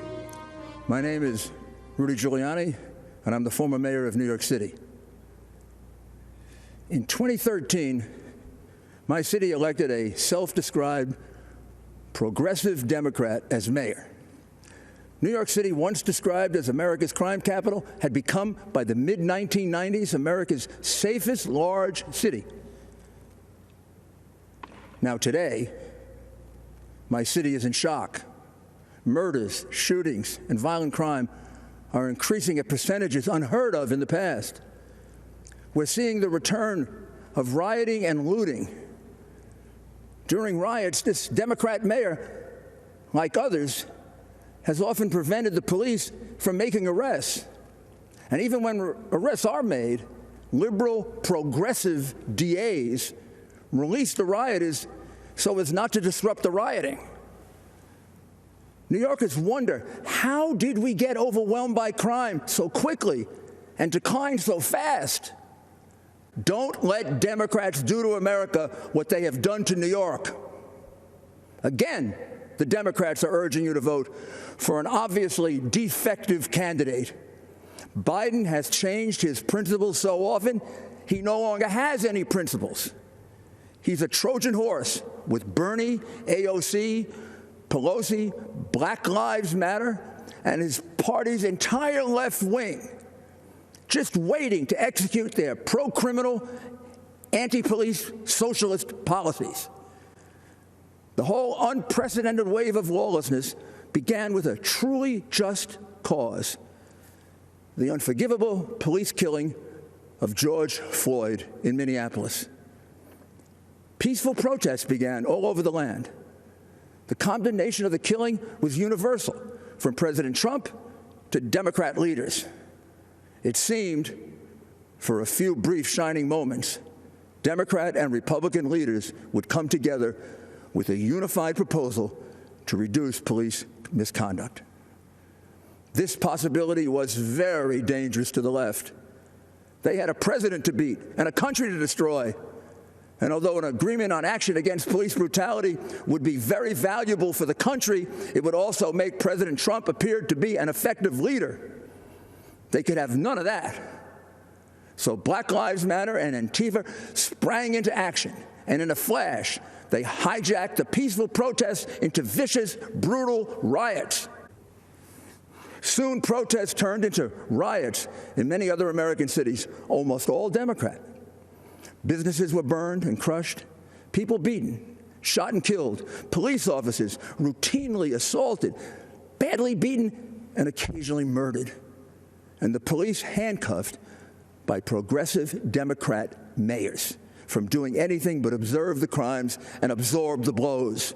But the worst of it was the slaughter of innocent young people with their whole lives ahead of them. The murder of 4-year-old LeGrand Talfaro in Kansas City shocked the nation, but not Black Lives Matter or their many Democrat supporters. 17-year-old basketball star Brandon Hendricks was killed in the Bronx just days after graduating high school and on his way to St. John's to play basketball. He passed with only a brief mention. 1-year-old Davil Gardner Jr. was shot and killed in a stroller at a cookout in Brooklyn, and it caused no outrage. For President Trump and for us Republicans, all black lives matter. And the lives of LeGrand and Brandon and Davil matter to us. All lives matter to us. These continuous riots in Democratic cities gives you a good view of the future under Biden. All 5 of the top cities for homicides, like the top cities for rioting and looting, are governed by progressive Democrats, using the progressive Democrat approach to crime, which is to do nothing substantive to reduce it, to release prisoners, as many and as soon as possible, and to go to war with the police, the only group with the capability to protect your citizens. It is clear that a vote for Biden and the Democrats creates the risk that you will bring this lawlessness to your city, to your town, to your suburb. There is no question that this awesome job of restoring safety for our people cannot be done from your basement, Joe. There's also no question that President Trump will fight with all his strength to preserve the American system of government and our way of life. In critical times in our history, America has always been blessed with the right person to handle the crisis. Washington, Lincoln, Roosevelt, Reagan were perfect for the challenges they faced and brought our nation through gloriously. President Trump, with his boundless love of our country and all our people, his disciplined work ethic, his exceptional ability to inspire, and his deep understanding of our system of government and the strength of American values, is the man we can trust to preserve and even improve our way of life. Mr. President, make our nation safe again.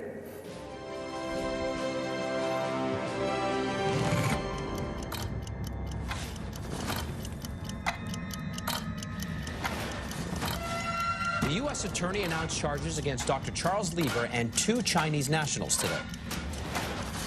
A systematic decision by many of our country's most powerful leaders to sell out America to China. China is going to eat our lunch? Come on, man. A 2013 trip to China getting new attention this morning, not for what Joe Biden did, but for who he brought with him.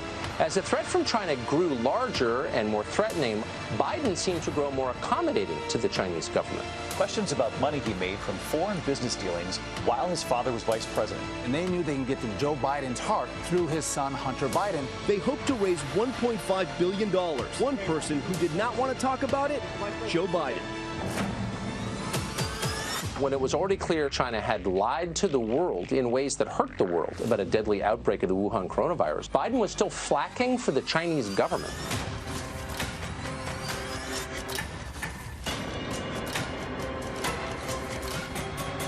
They're not bad folks. But guess what? They're not a competition for us. China would prefer Joe Biden.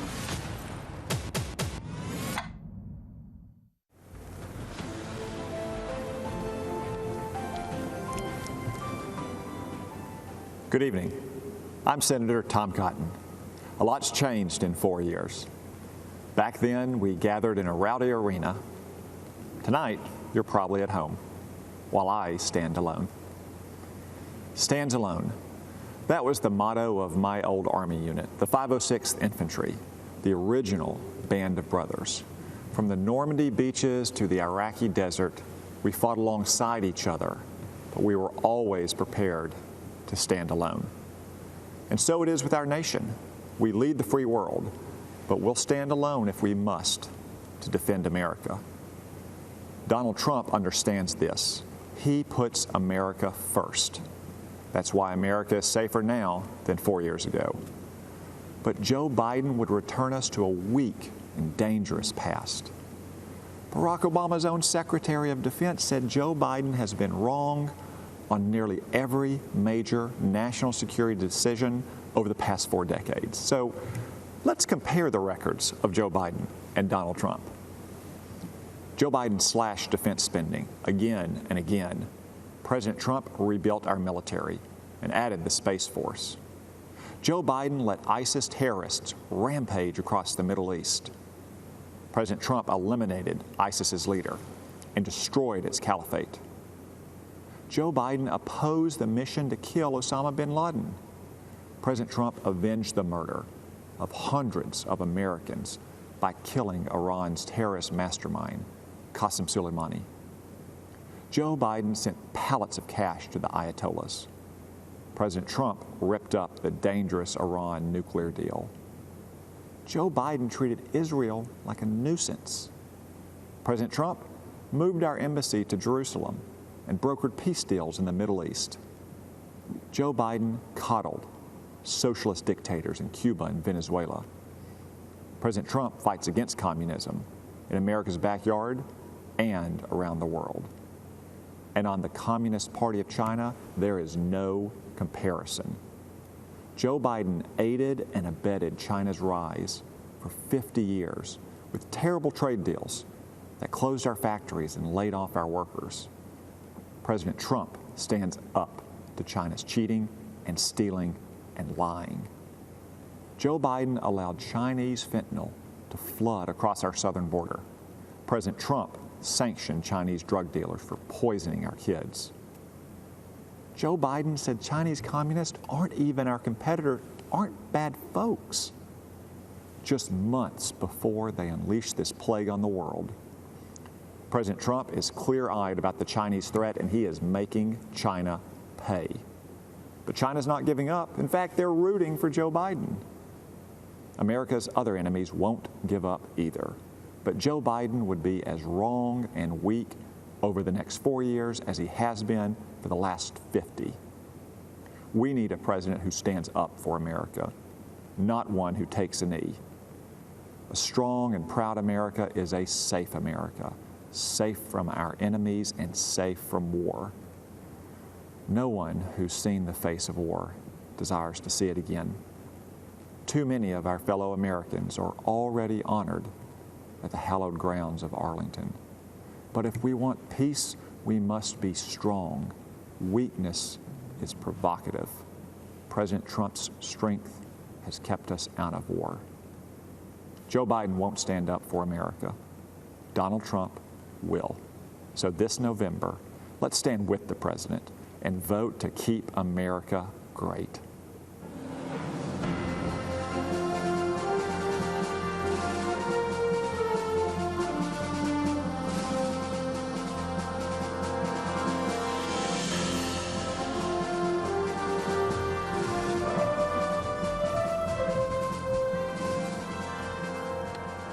My name is Marsha Mueller.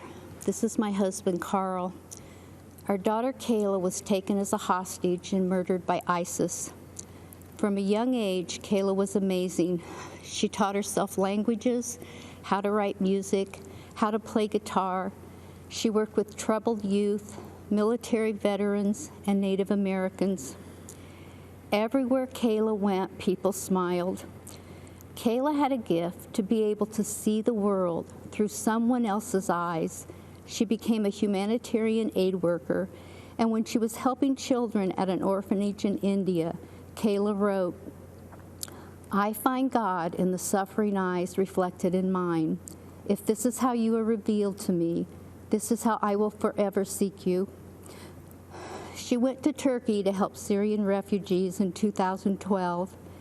In August 2013, she was asked by another aid worker to cross the border into Syria to help at a hospital. On August 4th, 2013, ISIS terrorists stopped her vehicle and took her captive. Kayla was mostly held in a 12-by-12 cell in solitary confinement. It was cold and dirty. ISIS terrorists shined bright lights in her face. They shaved her head, they beat her and tortured her. The leader of ISIS, Abu Bakr al-Baghdadi, raped her repeatedly. For 18 months, she endured. And we endured an agonizing back and forth between us, the Obama administration, and ISIS. We put all our faith in the government, but the government let us down. President Obama refused to meet with us until ISIS had already beheaded other Americans. To this day, we've never heard from Joe Biden. Instead, the Obama administration hid behind policy so much that we felt hopeless when they kept us from negotiating to save Kayla's life. The administration showed more concern for the terrorists in Guantanamo than the American hostages in Syria. The military prepared a rescue mission, but the White House delayed it. By the time it went forward, Kayla had been moved to another location. After 18 months of brutal torture, we learned from ISIS that Kayla had been killed. The Obama administration kept telling us they were doing everything they could, but their version of everything wasn't enough. What a difference a president makes. Under President Trump, U.S. Army Special Operators conducted a raid on al-Baghdadi's compound. After we learned that al-Baghdadi was killed, we learned something else. The operators named themselves Task Force 814 after August 14th, Kayla's birthday. And the mission was named Operation Kayla Mueller. To those soldiers, thank you. Kayla was looking down on you. The Trump team gave us empathy we never received from the Obama administration. The Obama administration said it was doing everything it could. The Trump administration is. Let me just say this. Kayla should be here. If Donald Trump had been president when Kayla was captured, she would be here today. When Kayla was a hostage, I'd go outside at night and look at the moon. I'd look at the moon and I'd promise her I'd do everything I could to get her home. Now when I see the moon, I'm reminded of my promise to her I couldn't keep. All Kayla wanted was to make it home. We are still working to find her, and God willing, we will bring her home. Kayla was born a miracle. We were told we would never have a second child, but God gave us Kayla, and she gave herself to the world. 8 months into Kayla's captivity, another hostage was able to smuggle out a letter Kayla had written. As we read it, we could see that God was holding her in his arms. In her words, she felt tenderly cradled in free fall. She also wrote, "I have been shown in darkness light and have learned that even in prison one can be free. I am grateful. I have had many hours to think how only in your absence have I finally, at 25 years old, come to realize your place in my life. None of us could have known it would be this long, but no, I am also fighting for my side in the ways I am able, and I have a lot of fight left inside of me. I am not breaking down, and I will not give in, no matter how long it takes." Kayla taught me so many things as her mom. She's still teaching us. Carl and I support Donald Trump because of his commitment to make and keep America great, not with the power of the government, but with the passion of people like Kayla, Americans who, even in the darkest days, always have more fight left inside of them. Americans who don't just talk, they act. That was our daughter. That's President Trump. As long as we stay strong like Kayla, as long as we refuse to break, we will be great. Thank you.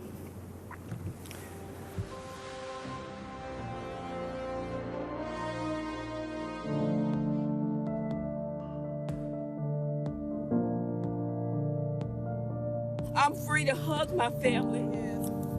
I'm free to start over. This is the greatest day of my life. My heart is just bursting with gratitude. I want to thank President Donald John Trump. Almost all people said that criminal justice reform would never pass.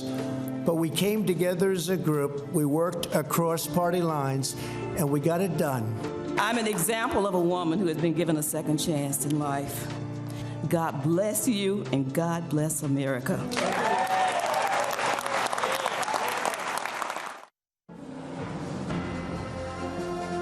Good evening. I'm Alice Marie Johnson. I was once told that the only way I would ever be reunited with my family would be as a corpse. But by the grace of God and the compassion of President Donald John Trump, I stand before you tonight, and I assure you, I'm not a ghost. I am alive, I am well, and most importantly, I am free. In 1996, I began serving time in prison, life plus 25 years. I had never been in trouble. I was a first-time nonviolent offender. What I did was wrong. I made decisions that I regret. Some say, you do the crime, you do the time. However, that time should be fair and just. We've all made mistakes. None of us want to be defined forever based on our worst decision. While in prison, I became a playwright, a mentor, a certified hospice volunteer, an ordained minister, and received the Special Olympics Event Coordinator of the Year award for my work with disabled women. Because the only thing worse than unjustly imprisoning my body is trying to imprison my mind. My transformation was described as extraordinary. Truth is, there are thousands of people just like me who deserve the opportunity to come home. I never stopped fighting for my freedom. My Christian faith and the prayers of so many kept hope alive. When President Trump heard about me, about the injustice of my story, he saw me as a person. He had compassion, and he acted. Free in body thanks to President Trump, but free in mind thanks to the Almighty God. I couldn't believe it.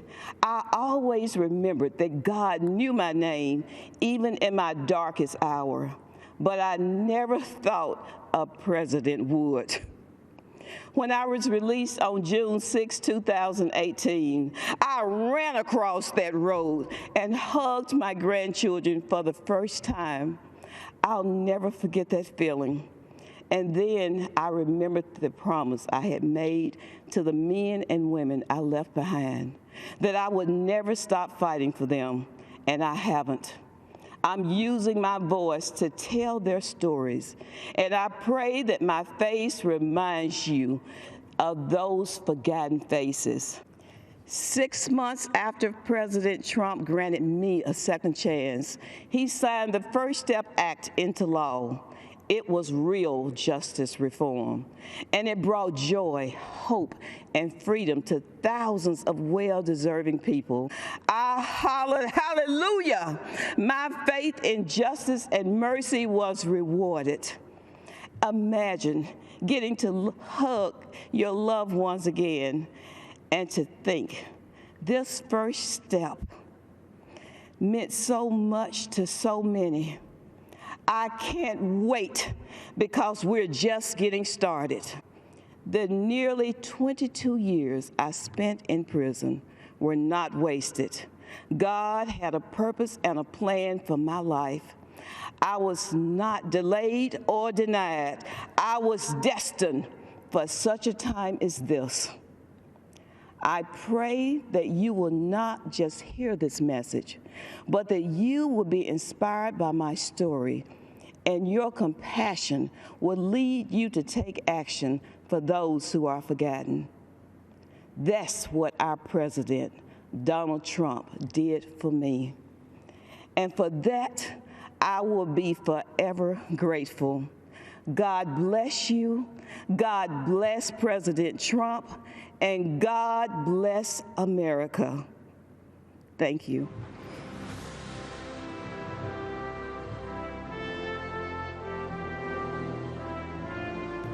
It's one of the great American success stories.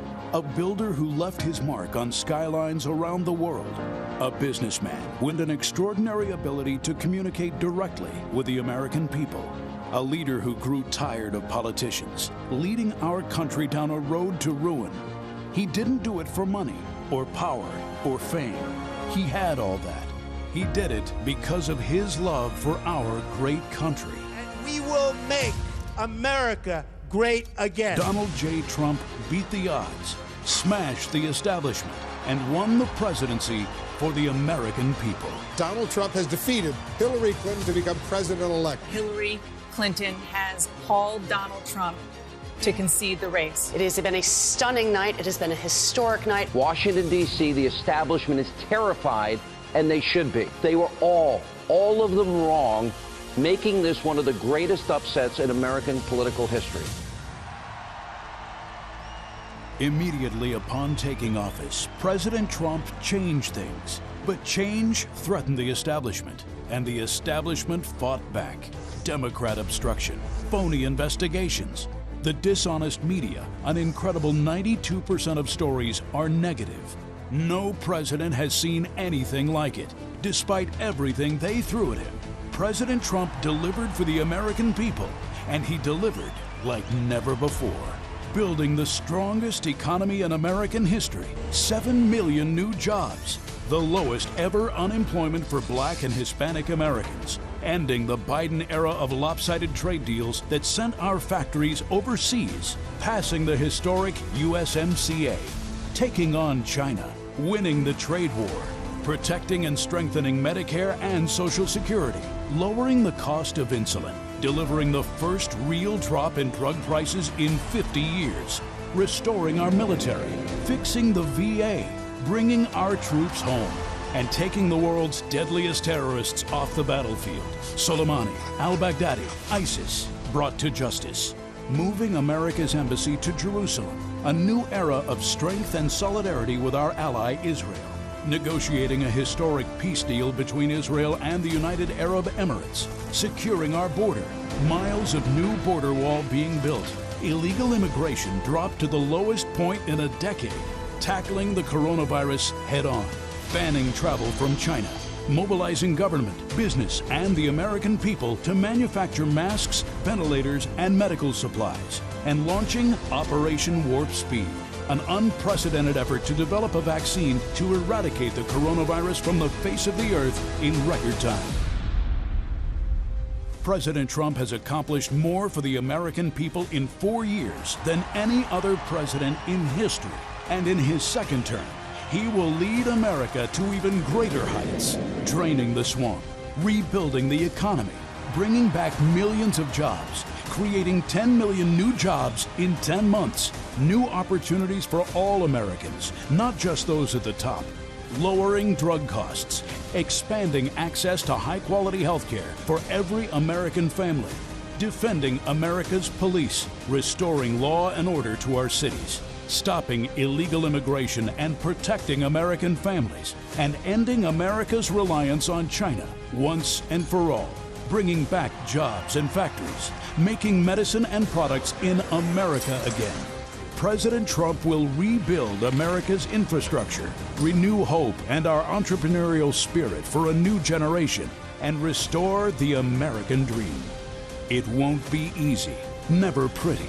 The swamp will continue to fight him every step of the way. But under President Trump, our families will thrive, our incomes will rise, our communities will be kept safe, our factories will flourish, our flag will fly high, our country will soar, and we will make America great again.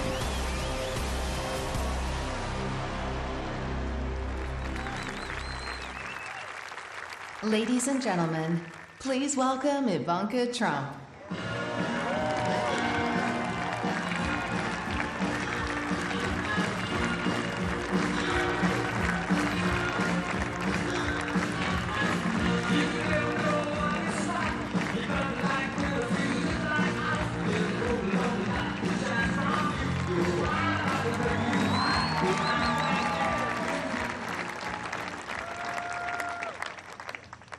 Good evening.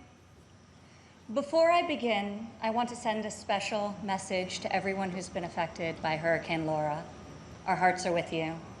The President will continue to support you every step of the way. And just like Americans always do, the nation will come together to help you rebuild your homes, businesses, and communities stronger and more resilient than ever before.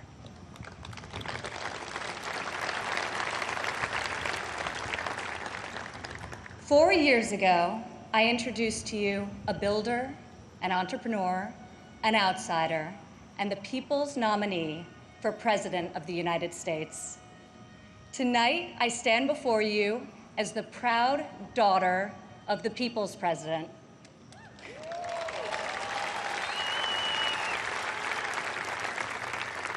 He is our commander-in-chief, champion of the American worker, defender of common sense, and our voice for the forgotten men and women of this country.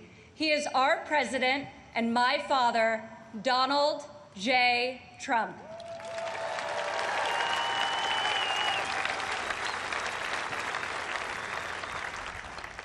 This evening, I want to tell you about the leader I know and the moments I wish every American could see.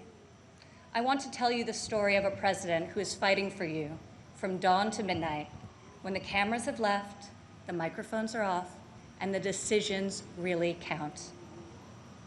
When Jared and I moved with our 3 young children to Washington, we didn't exactly know what we were in for, but our kids loved it from the start. My son Joseph promptly built Grandpa a Lego replica of the White House. The president still displays it on the mantle in the Oval Office right over there, so that he can show world leaders, just so they know he has the greatest grandchildren on earth. I agree.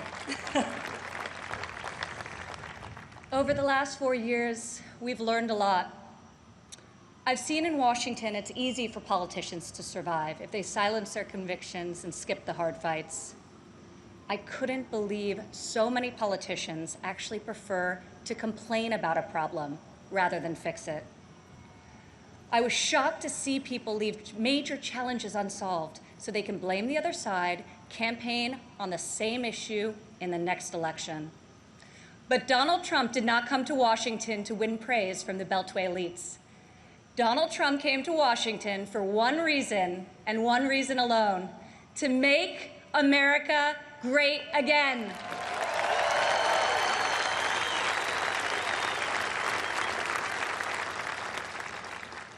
My father has strong convictions. He knows what he believes, and he says what he thinks. Whether you agree with him or not, you always know where he stands. I recognize that my dad's communication style is not to everyone's taste, and I know that his tweets can feel a bit unfiltered. But the results speak for themselves.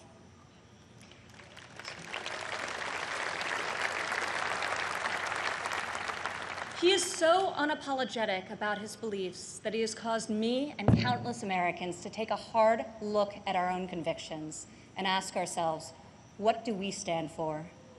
What kind of America do we want to leave for our children? I am more certain than ever before we want a future where our kids can believe in American greatness. We want a society where every child can live in a safe community and go to a great school of their choice. We want a culture where differences of opinion and debate are encouraged, not canceled, where law enforcement is respected, where our country's rich diversity is celebrated, and where people of all backgrounds, races, genders, and creeds have the chance to achieve their God-given potential. This is the future my father is working to build each and every day.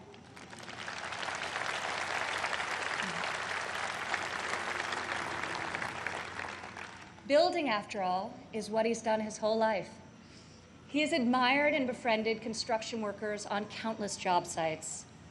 But it has been a new and profound experience for him and for me to see these stoic machinists and steel workers come to him with a tear in their eye and thank him for being the only person willing to go to the mat for them, for their jobs, for their families, and for their futures. To the hardworking men and women across America and here tonight, you are the reason my father fights with all of his heart and all of his might. You are the reason he ran for president in the first place, and you are the reason he is going to keep fighting for 4 more years.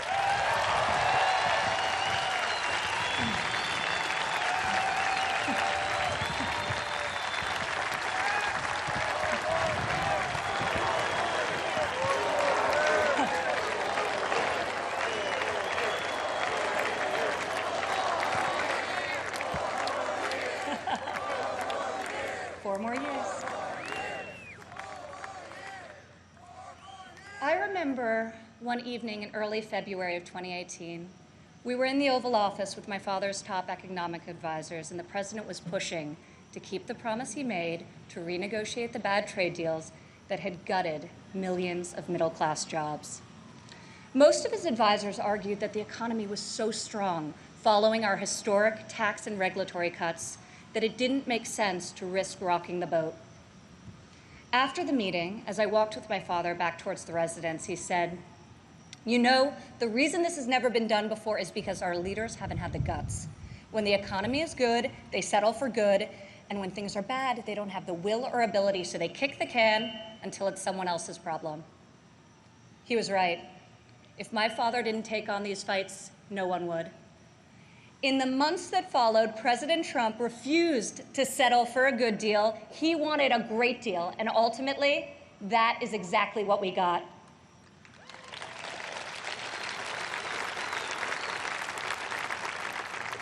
I remember each time he was updated on the progress of the new trade deal with Mexico and Canada, he would say, "Don't let down those dairy farmers I met in Wisconsin. I don't want them to like this deal. I want them to love it."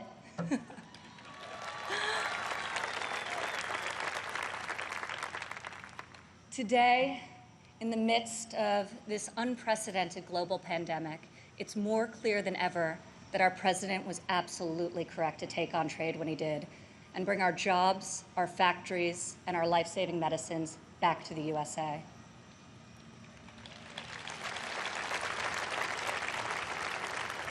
As our nation endures this grave trial, I pray for the families who are mourning the loss of a loved one, for those who are battling COVID-19, and for the first responders and the healthcare heroes who remain on the front line of this fight. The grief, sorrow, and anxiety during this time is felt by all. I've been with my father, and I've seen the pain in his eyes when he receives updates on the lives that have been stolen by this plague.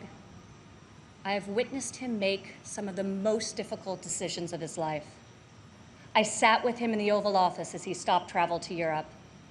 I watched him take the strongest, most inclusive economy in a lifetime, the lowest unemployment in a half century, and the highest wage increase for working families in decades, and close it down to save American lives.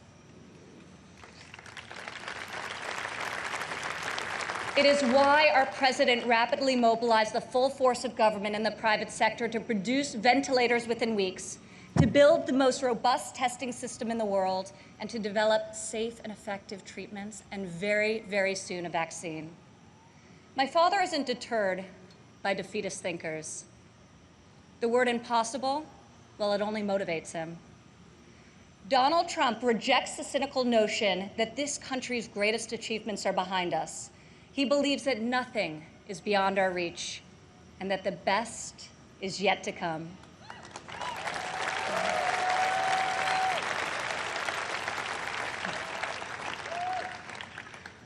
I have seen all of my life how my dad believes in the potential of each individual. Earlier this evening, we were all inspired by the incredible testimony of Alice Johnson, a great-grandmother who was sentenced to life in prison for a first-time nonviolent drug offense. I was with my father when he decided to commute Alice's life sentence. Together we watched Alice leave prison after nearly 22 years. As she ran into the arms of her family and they celebrated a joyful reunion, my father got very quiet.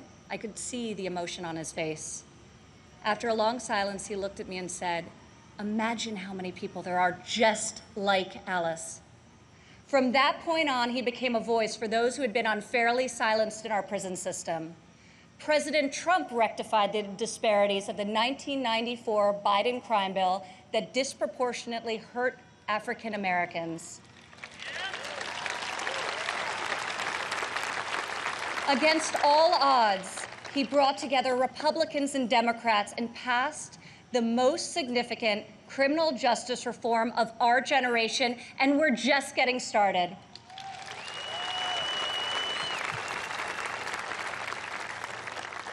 My father did not campaign on this issue. He tackled this injustice because he has a deep compassion for those who have been treated unfairly. More than rhetoric and political prose, the ability to build consensus and achieve bipartisan success will help heal our country's racial inequities and bring us forward together. President Trump is advancing the American values of work and family. 4 years ago in Cleveland, I said President Trump would deliver for working women. Last year, over 70% of all new jobs were secured by women.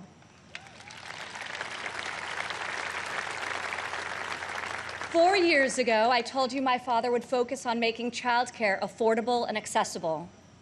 In President Trump's first term, we secured the largest ever increase for childcare funding, giving more than 800,000 low-income families great childcare at a cost they can afford. As part of Republican tax cuts, in 2019 alone, our child tax credit put over $2,000 into the pockets of 40 million American families. Democrat politicians recently introduced a plan to increase the child tax credit. Yet when I was fighting less than 3 years ago at the president's direction to get Congress to double the child tax credit, not a single Democrat voted to pass the law. We got it done anyway.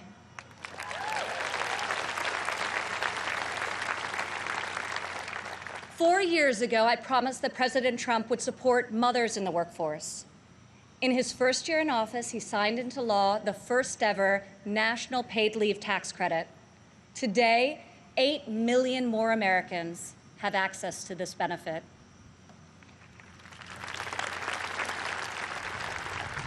4 years ago, I said that Americans needed an economy that permits people to rise again. During President Trump's first 3 years in office, 72% of all new jobs went to Americans who had been outside of the workforce. 4 years ago, I told you I would fight alongside my father, and 4 years later, here I am.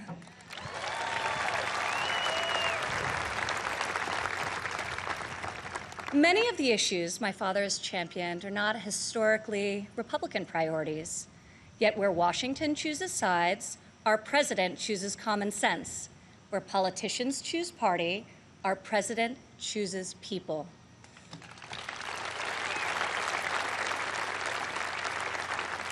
Since the day he took the oath of office, I've watched my father take on the failed policies of the past and do what no leader has done before. Recently, he took dramatic action to cut the cost of prescription drugs, despite fielding angry calls from the CEOs of nearly every major pharmaceutical company. Now, when we see attack ads paid for by Big Pharma, my dad smiles and says to me, "You know, we're doing something really right if they're hitting us so hard."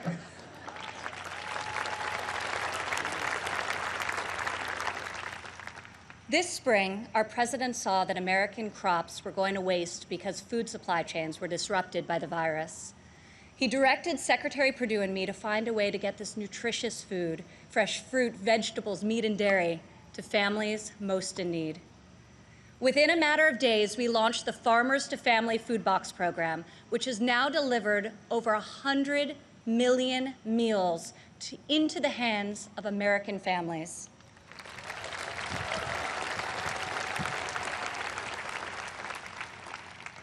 To protect the most vulnerable among us, I've worked alongside the president as he signed into law 9 pieces of legislation to combat the evil of human trafficking.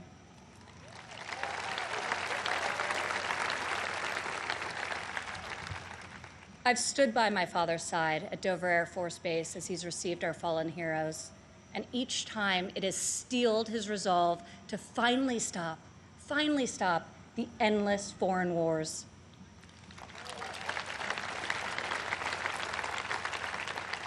To change the paradigm in the Middle East, he took a fresh approach.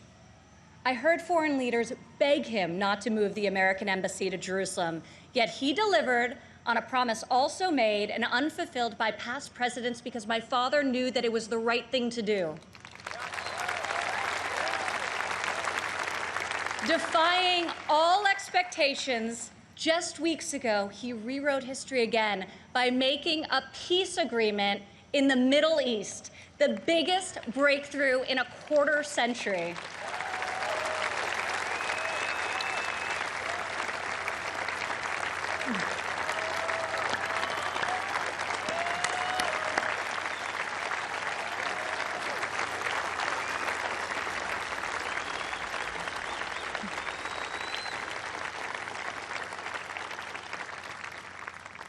For the first time in a long time, we have a president who has called out Washington's hypocrisy, and they hate him for it.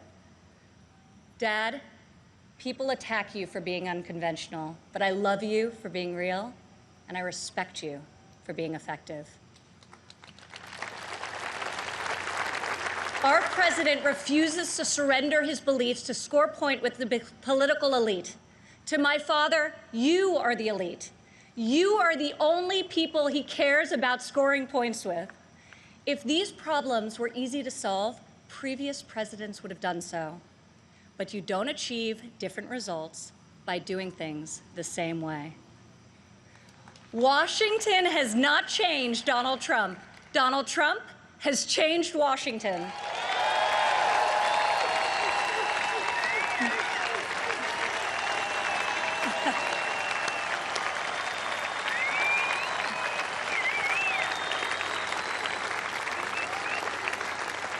America doesn't need another empty vessel who will do whatever the media and the fringe of his party demands. Now more than ever, America needs 4 more years of a warrior in the White House.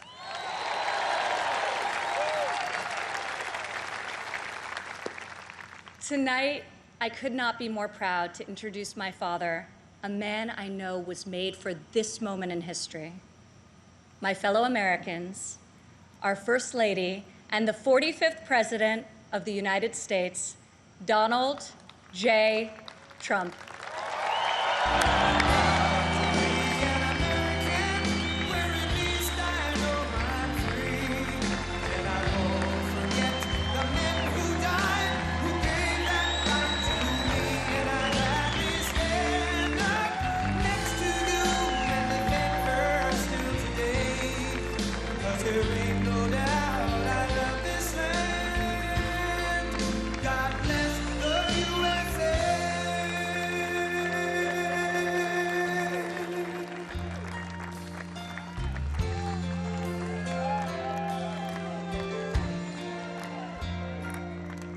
From the lakes of Minnesota to the hills of Tennessee, across the plains of Texas, from sea to shining sea, from Detroit down to Houston and New York to LA, where there's pride in every American heart, and it's time to stand and say,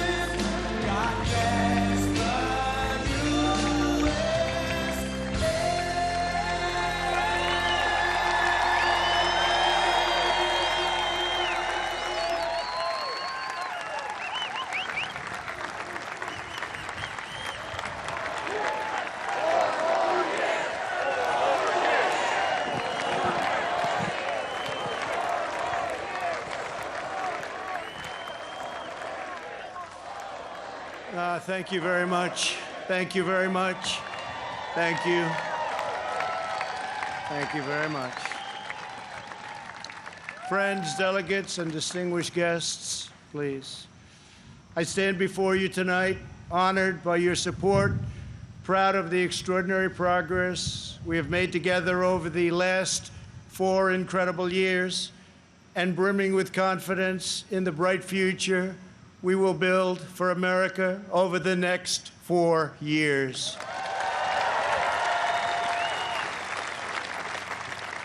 We begin this evening. Our thoughts are with the wonderful people who have just come through the wrath of Hurricane Laura.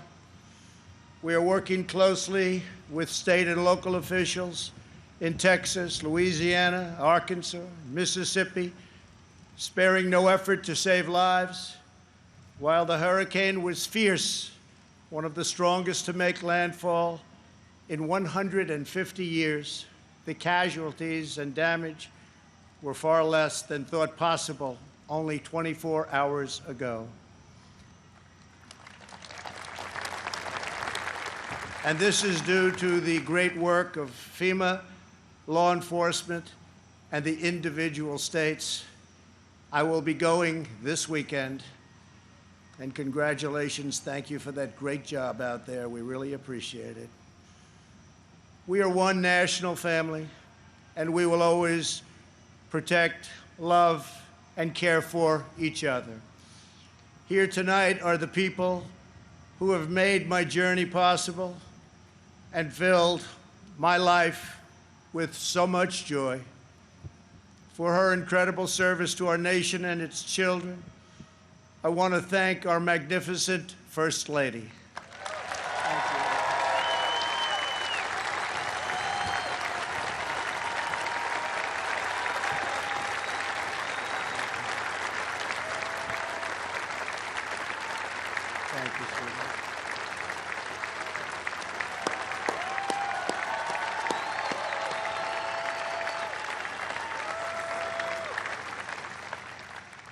I also want to thank my amazing daughter, Ivanka, for that introduction, and to all of my children. Ivanka, please stand up.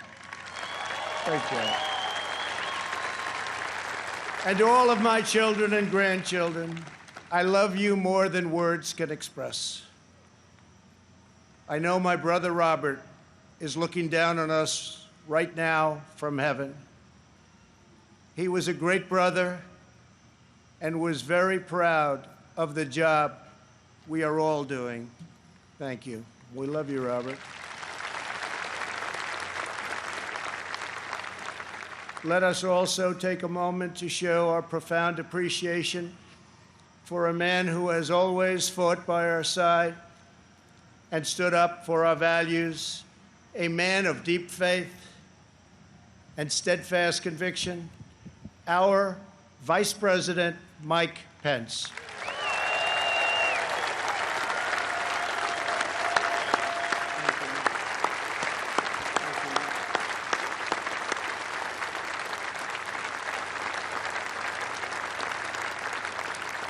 And Mike is joined by his beloved wife, a teacher, and military mom, Karen Pence. Thank you, Karen.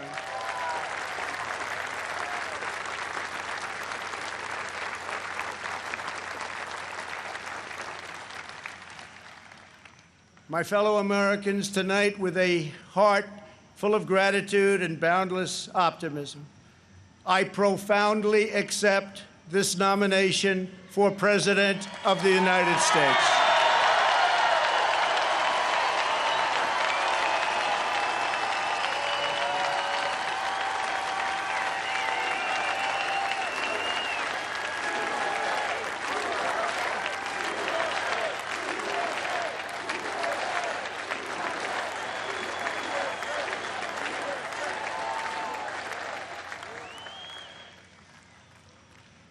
The Republican Party, the party of Abraham Lincoln, goes forward united, determined, and ready to welcome millions of Democrats, independents, and anyone who believes in the greatness of America and the righteous heart of the American people.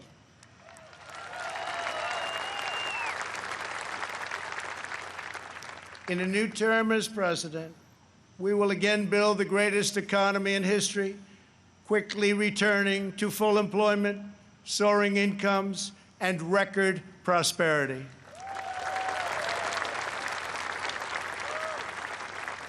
We will defend America against all threats and protect America against all dangers. We will lead America into new frontiers of ambition and discovery, and we will reach for new heights of national achievement.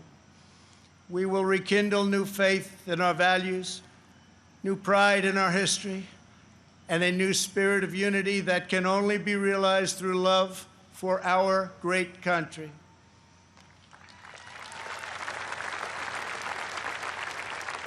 Because we understand that America is not a land cloaked in darkness. America is the torch that enlightens the entire world.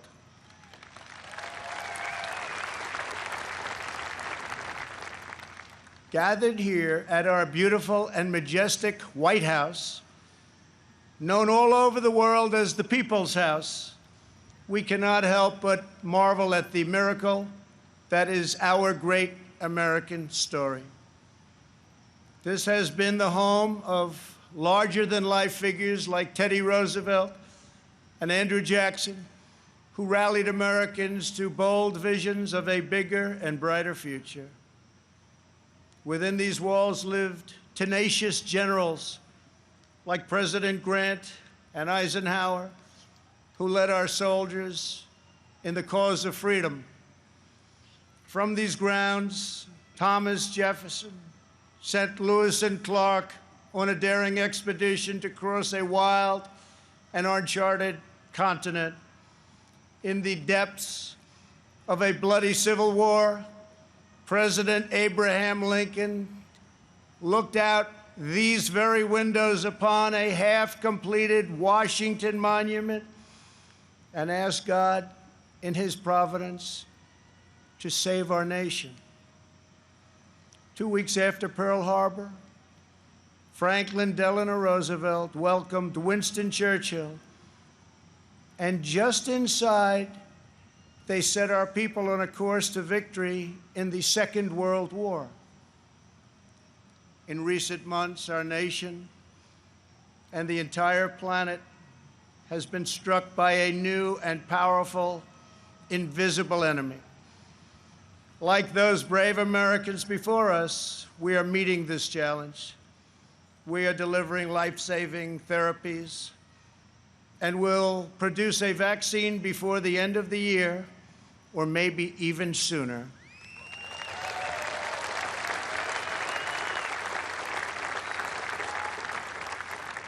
We will defeat the virus, end the pandemic, and emerge stronger than ever before.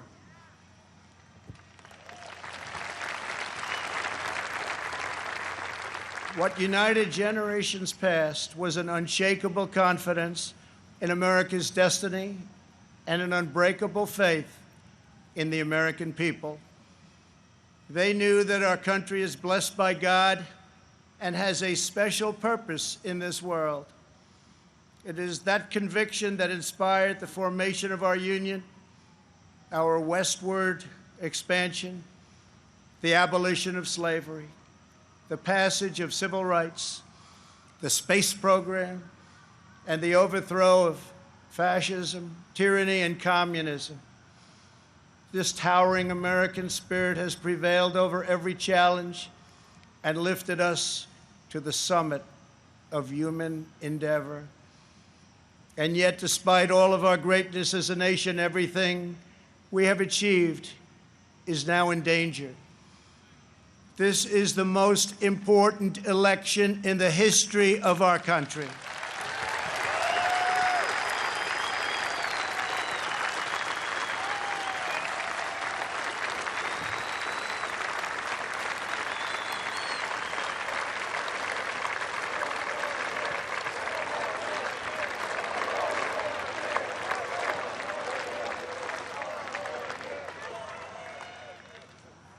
Thank you.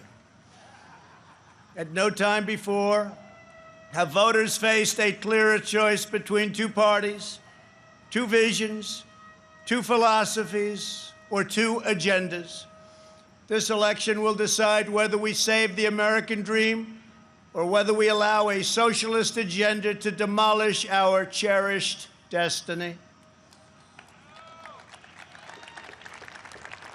It will decide whether we rapidly create millions of high-paying jobs or whether we crush our industries and send millions of these jobs overseas, as has foolishly been done for many decades. Your vote will decide whether we protect law-abiding Americans or whether we give free rein to violent anarchists and agitators and criminals who threaten our citizens. And this election will decide whether we will defend the American way of life or whether we will allow a radical movement to completely dismantle and destroy it. That won't happen.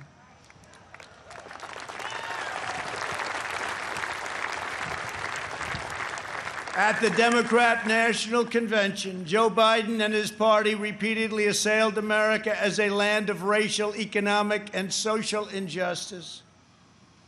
So tonight I ask you a simple question. How can the Democrat Party ask to lead our country when it spends so much time tearing down our country?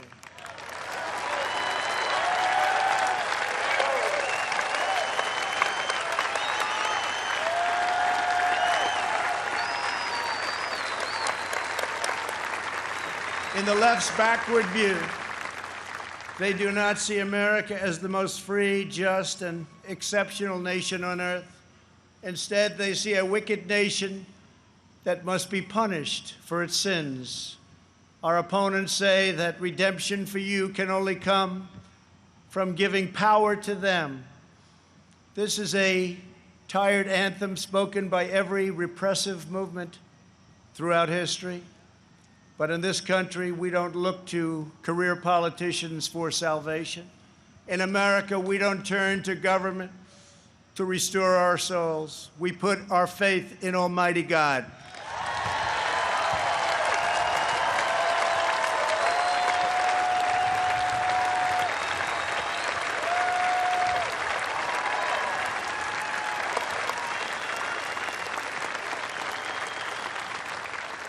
Joe Biden is not a savior of America's soul.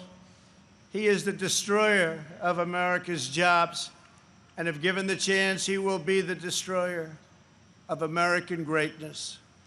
For 47 years, Joe Biden took the donations of blue-collar workers, gave them hugs and even kisses,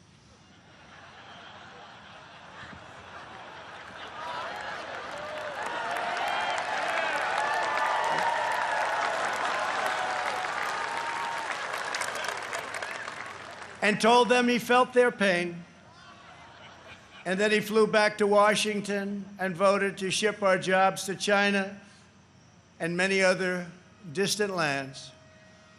Joe Biden spent his entire career outsourcing their dreams and the dreams of American workers, offshoring their jobs, opening their borders, and sending their sons and daughters to foreign wars that never ended. 4 years ago, I ran for president because I could not watch this betrayal of our country any longer. I could not sit by as career politicians let other countries take advantage of us on trade, borders, foreign policy, and national defense. Our NATO partners, as an example, were very far behind in their defense payments. But at my strong urging, they agreed to pay $130 billion more a year, the first time in over 20 years that they upped their payments.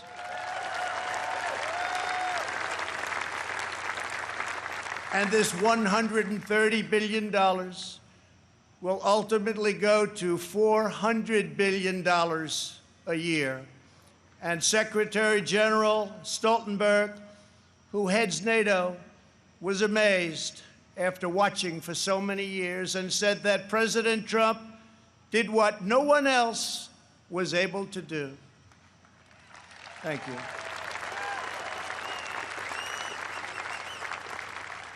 From the moment I left my former life behind, and it was a good life, I have done nothing but fight for you. I did what our political establishment never expected and could never forgive, breaking the cardinal rule of Washington politics. I kept my promise.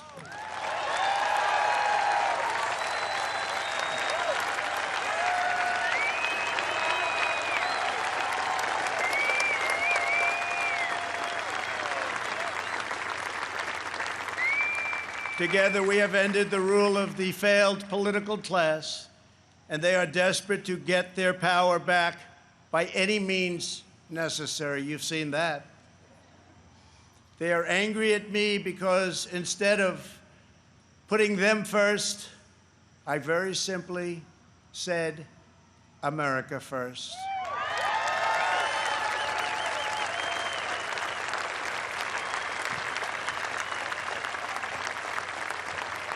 Thank you. Days after taking office, we shocked the Washington establishment and withdrew from the last administration's job-killing Trans-Pacific Partnership. I then immediately approved the Keystone XL and Dakota Access pipelines, ended the unfair and very costly Paris Climate Accord, and secured for the first time American energy independence.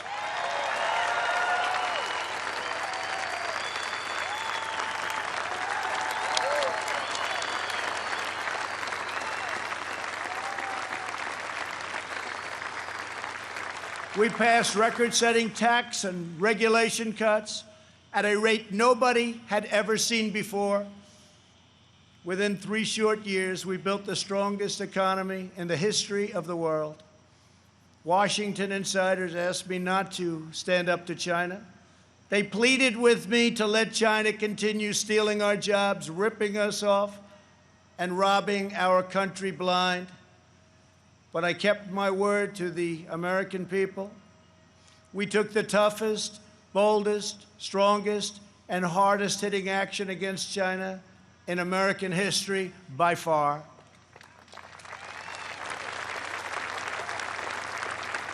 They said that it would be impossible to terminate and replace NAFTA. But again, they were wrong. Earlier this year, I ended the NAFTA nightmare and signed the brand new U.S.-Mexico-Canada agreement into law.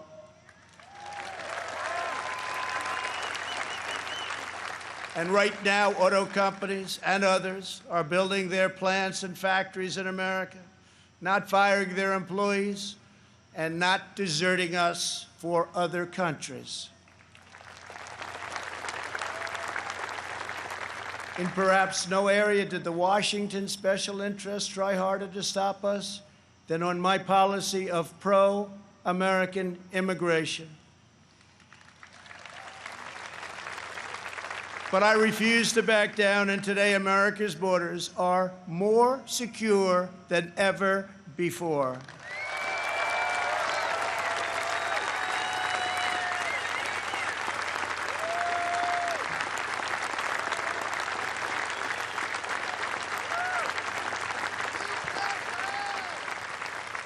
Thank you.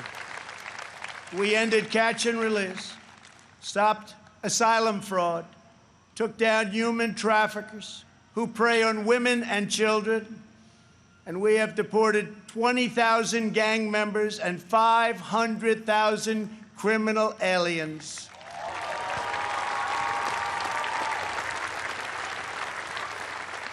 We have already built 300 miles of border wall, and we are adding 10 new miles every single week. The wall will soon be complete, and it is working beyond our wildest expectations.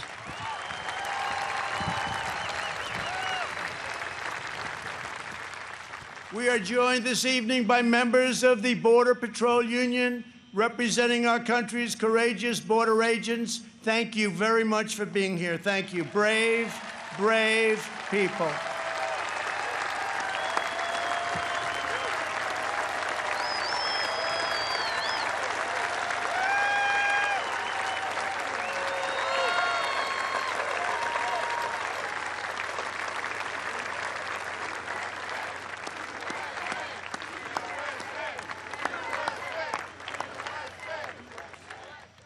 You see, this country loves our law enforcement. They do. They do. They really do. Love and respect. When I learned that the Tennessee Valley Authority laid off hundreds of American workers and forced them to train their lower-paid foreign replacement, I promptly removed the chairman of the board. And now those talented American workers have been rehired and are back providing power to Georgia, Alabama, Tennessee, Kentucky, Mississippi, North Carolina, and Virginia.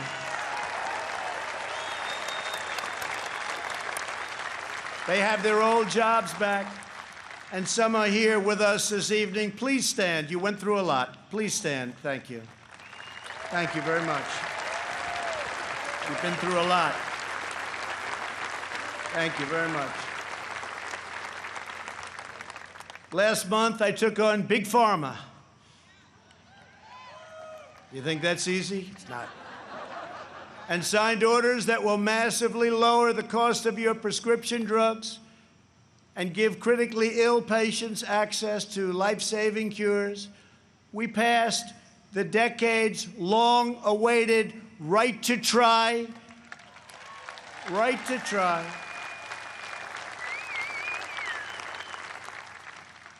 We also passed VA accountability and VA choice. Our great veterans, we're taking care of our veterans. 91% approval rating this month, the VA, given by our veterans. First time anything like that's ever happened. By the end of my first term, we will have approved more than 300 federal judges, including 2 great new Supreme Court justices.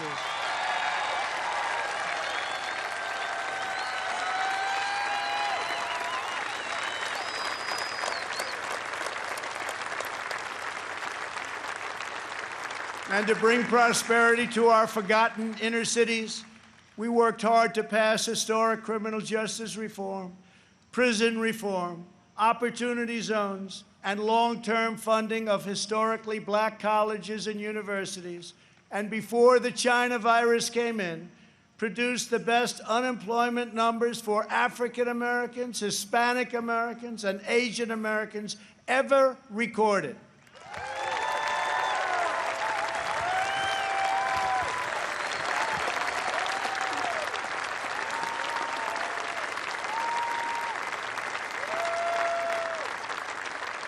And I say very modestly that I have done more for the African-American community than any president since Abraham Lincoln, our first Republican president.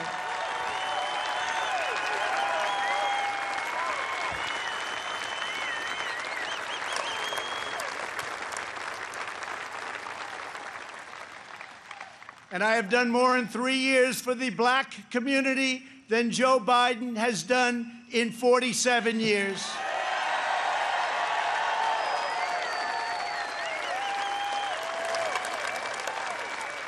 And when I'm reelected, the best is yet to come.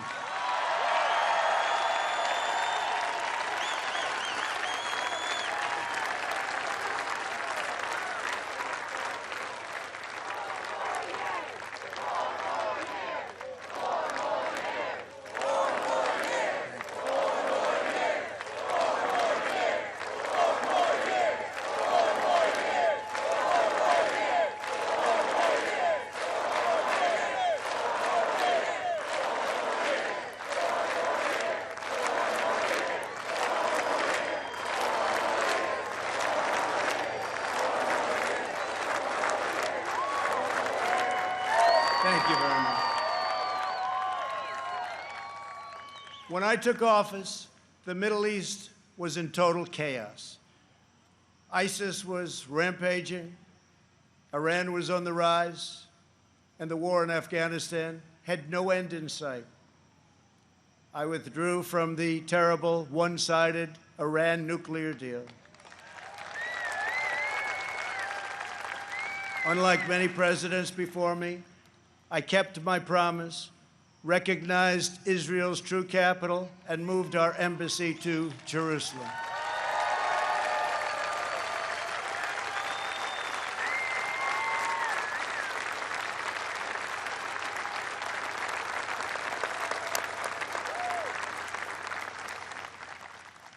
But not only did we talk about it as a future site, we got it built.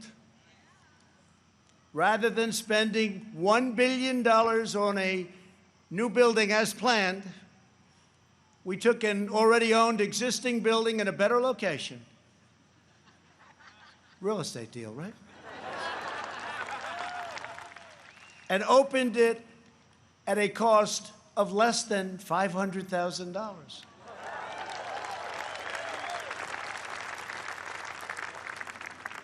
Many things like that government is doing right now. We also recognized Israeli sovereignty over the Golan Heights. And this month we achieved the first Middle East peace deal in 25 years. Thank you to UAE.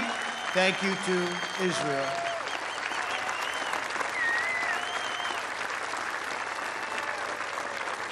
In addition, we obliterated 100% of the ISIS caliphate and killed its founder and leader, Abu Bakr al-Baghdadi.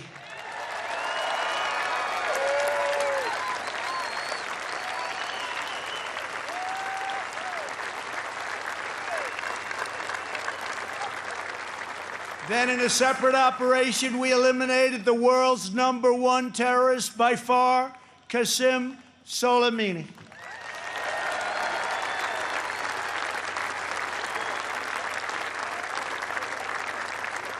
Unlike previous administrations, I have kept America out of new wars, and our troops are coming home.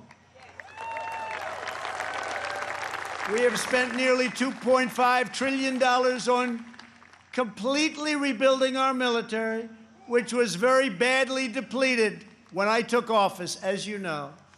This includes 3 separate pay raises for our great warriors.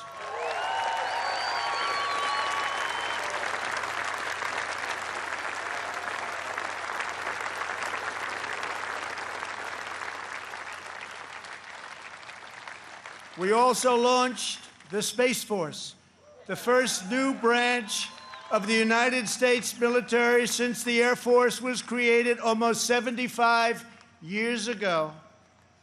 We have spent the last 4 years reversing the damage Joe Biden inflicted over the last 47 years.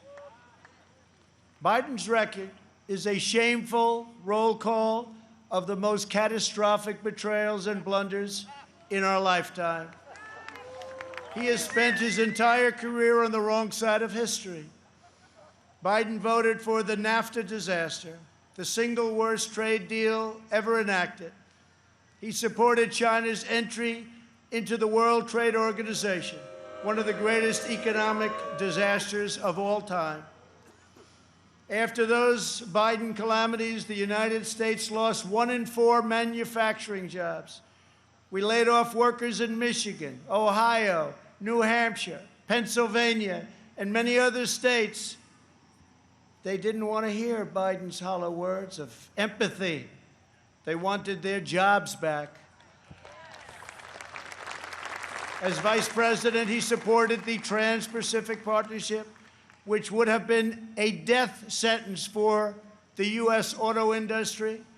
He backed the horrendous South Korea trade deal, which took many jobs from our country and which I've reversed and made a great deal for our country.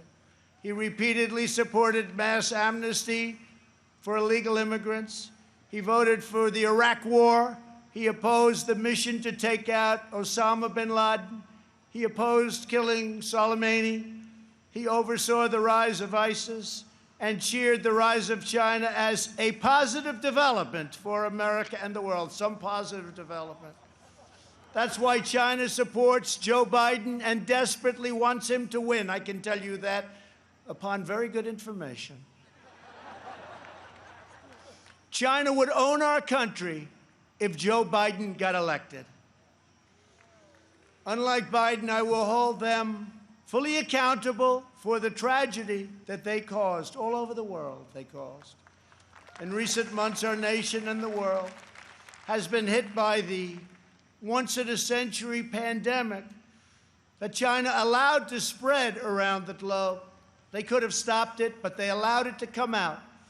We are grateful to be joined tonight by several of our incredible nurses and first responders. Please stand and accept our profound thanks and gratitude.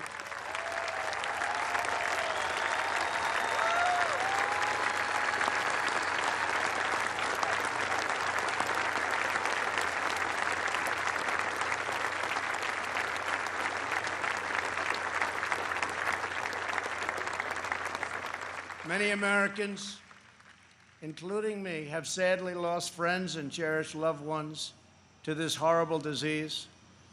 As one nation, we mourn, we grieve, and we hold in our hearts forever the memories of all of those lives that have been so tragically taken, so unnecessary. In their honor, we will unite. In their memory, we will overcome. And when the China virus hit, we launched the largest national mobilization since World War II. Invoking the Defense Production Act, we produced the world's largest supply of ventilators. Not a single American who has needed a ventilator has been denied a ventilator, which is a miracle.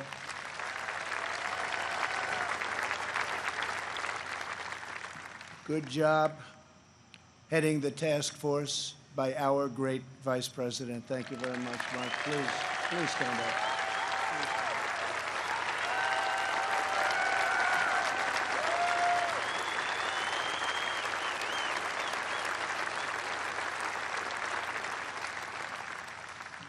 We shipped hundreds of millions of masks, gloves, and gowns to our frontline healthcare workers. To protect our nation's seniors, we rushed supplies, testing kits, and personal to nursing homes. We gave everything you can possibly give, and we're still giving it because we're taking care of our senior citizens. The Army Corps of Engineers built field hospitals, and the Navy deployed our great hospital ships. We developed from scratch the largest and most advanced testing system anywhere in the world.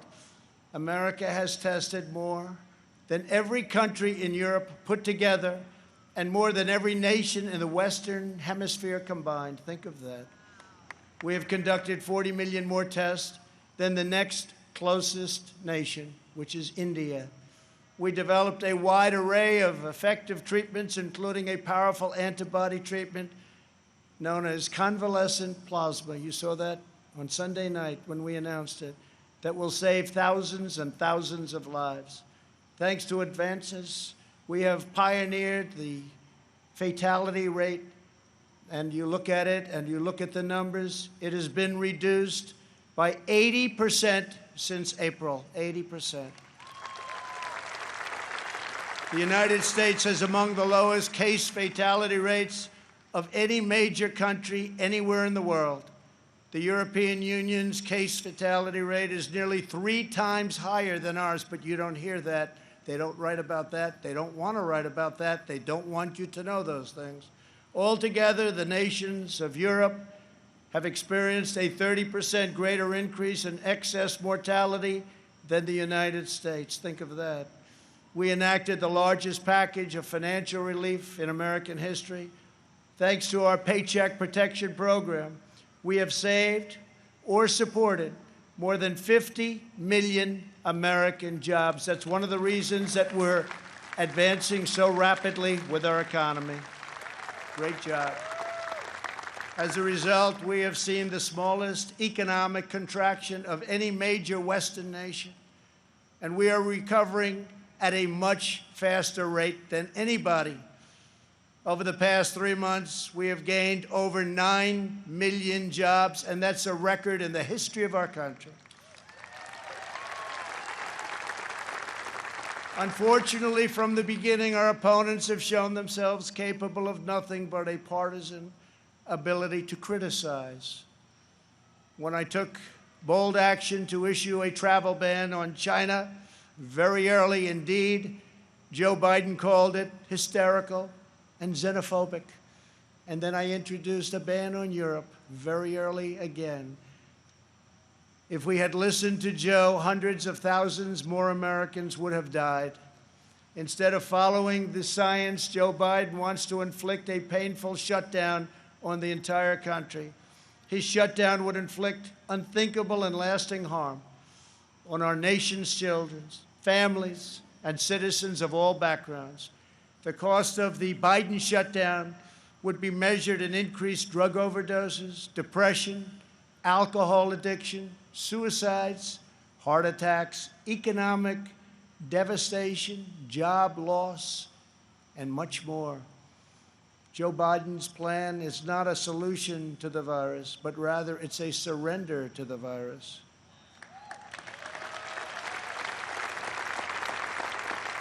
My administration has a very different approach. To save as many lives as possible, we are focusing on the science, the facts, and the data.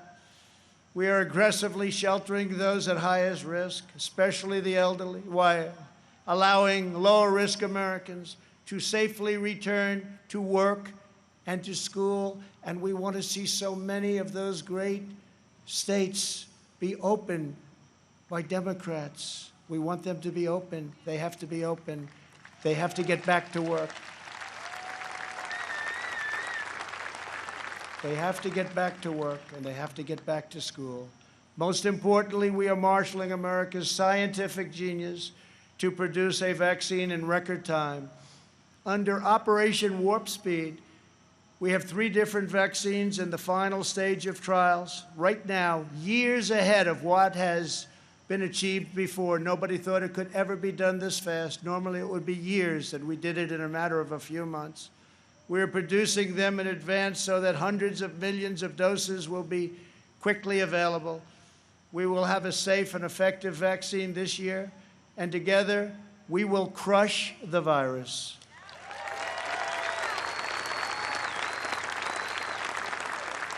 At the Democrat convention, you barely heard a word about their agenda. But that's not because they don't have one. It's because their agenda is the most extreme set of proposals ever put forward by a major party nominee. Joe Biden may claim he is an ally of the light, but when it comes to his agenda, Biden wants to keep us completely in the dark. He doesn't have a clue. He has pledged a $4 trillion tax hike on almost all American families, which will totally collapse our rapidly improving economy, and once again, record stock markets that we have right now will also collapse. That means your 401ks, that means all of the stocks that you have. On the other hand, just as I did in my first term, I will cut taxes even further for hardworking moms and dads. I will not raise taxes. I will cut them, and very substantially. And we will also provide tax credits to bring jobs out of China back to America, and we will impose tariffs on any company that leaves America to produce jobs overseas. We will make sure our companies and jobs stay in our country, as I've already been doing for quite some time, if you've noticed. Joe Biden's agenda is made in China. My agenda is made in the USA.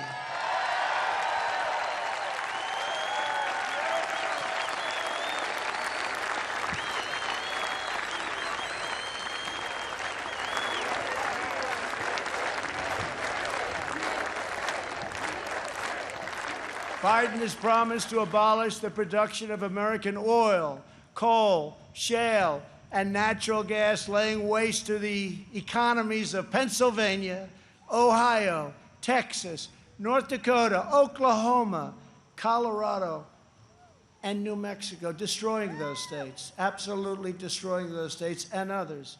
Millions of jobs will be lost, and energy prices will soar. These same policies led to crippling power outages in California just last week. Everybody saw that. Tremendous power outage. Nobody's seen anything like it, but we saw that last week in California. How can Joe Biden claim to be an ally of the light when his own party can't even keep the lights on?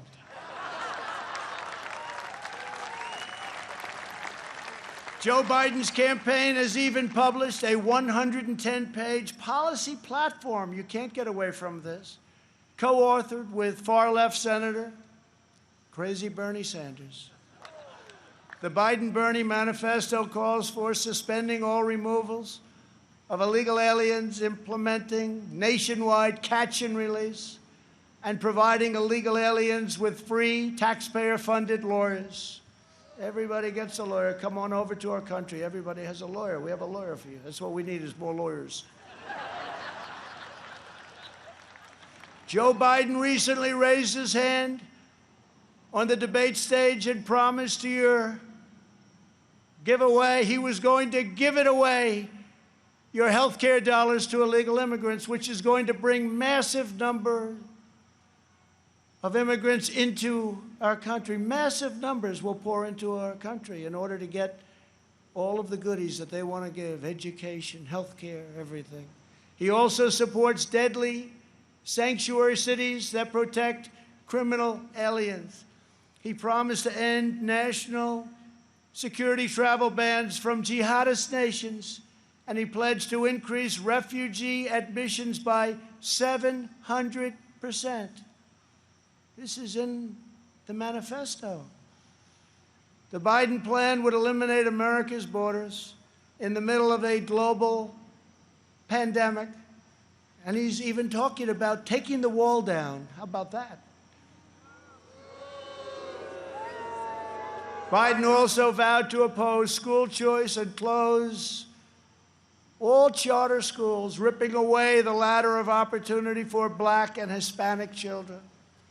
In a second term, I will expand charter schools and provide school choice to every family in America.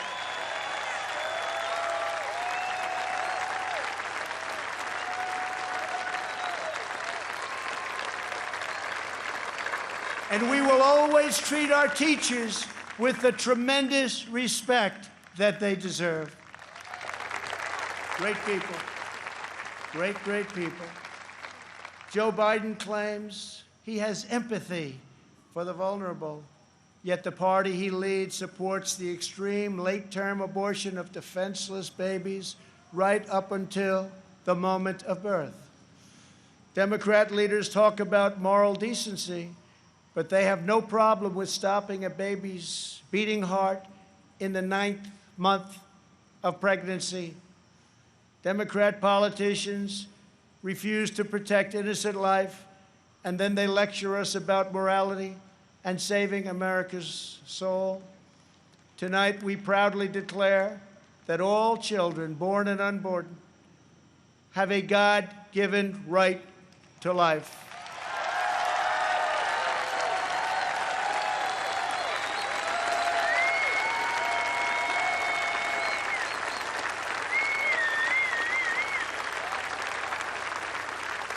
During the Democrat convention, the words "under God" were removed from the Pledge of Allegiance. Not once, but twice. We will never do that. But the fact is, this is where they're coming from. Like it or not, this is where they're coming from. If the left gains power, they will demolish the suburbs, confiscate your guns, and appoint justices who will wipe away your Second Amendment and other constitutional freedoms. Biden is a Trojan horse for socialism. If Joe Biden doesn't have the strength to stand up to wild-eyed Marxists like Bernie Sanders and his fellow radicals, and there are many, we see them all the time, it's incredible actually, then how is he ever going to stand up for you? He's not. The most dangerous aspect of the Biden platform is the attack on public safety. The Biden-Bernie manifesto calls for abolishing cash bail, immediately releasing 400,000 criminals onto the streets and into your neighborhoods. When asked if he supports cutting police funding, Joe Biden replied, yes, absolutely. When Congresswoman Ilhan Omar called the Minneapolis Police Department a cancer that is rotten to the root, Biden wouldn't disavow her support and reject her endorsement. He proudly displayed it shortly later on his website. Displayed it in big letters. Make no mistake, if you give power to Joe Biden, the radical left will defund police departments all across America. They will pass federal legislation to reduce law enforcement nationwide. They will make every city look like Democrat-run Portland, Oregon. No one will be safe in Biden's America. My administration will always stand with the men and women of law enforcement.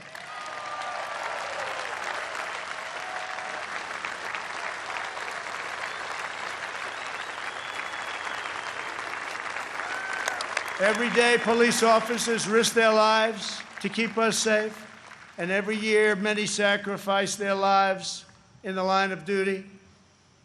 One of these incredible Americans was Detective Miostas Familia.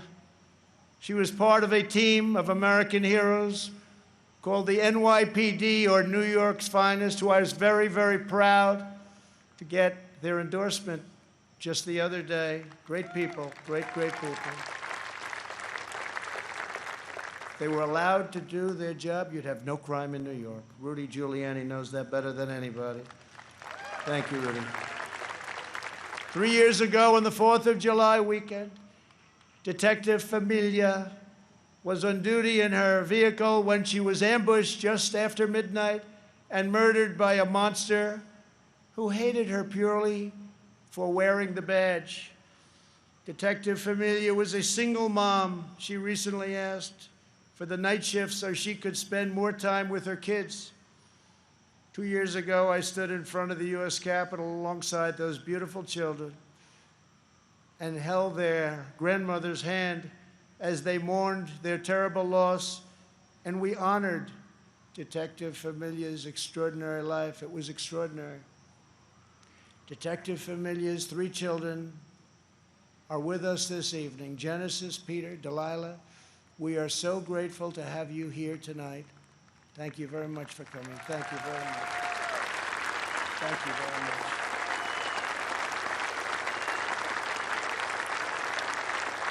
Thank you very much.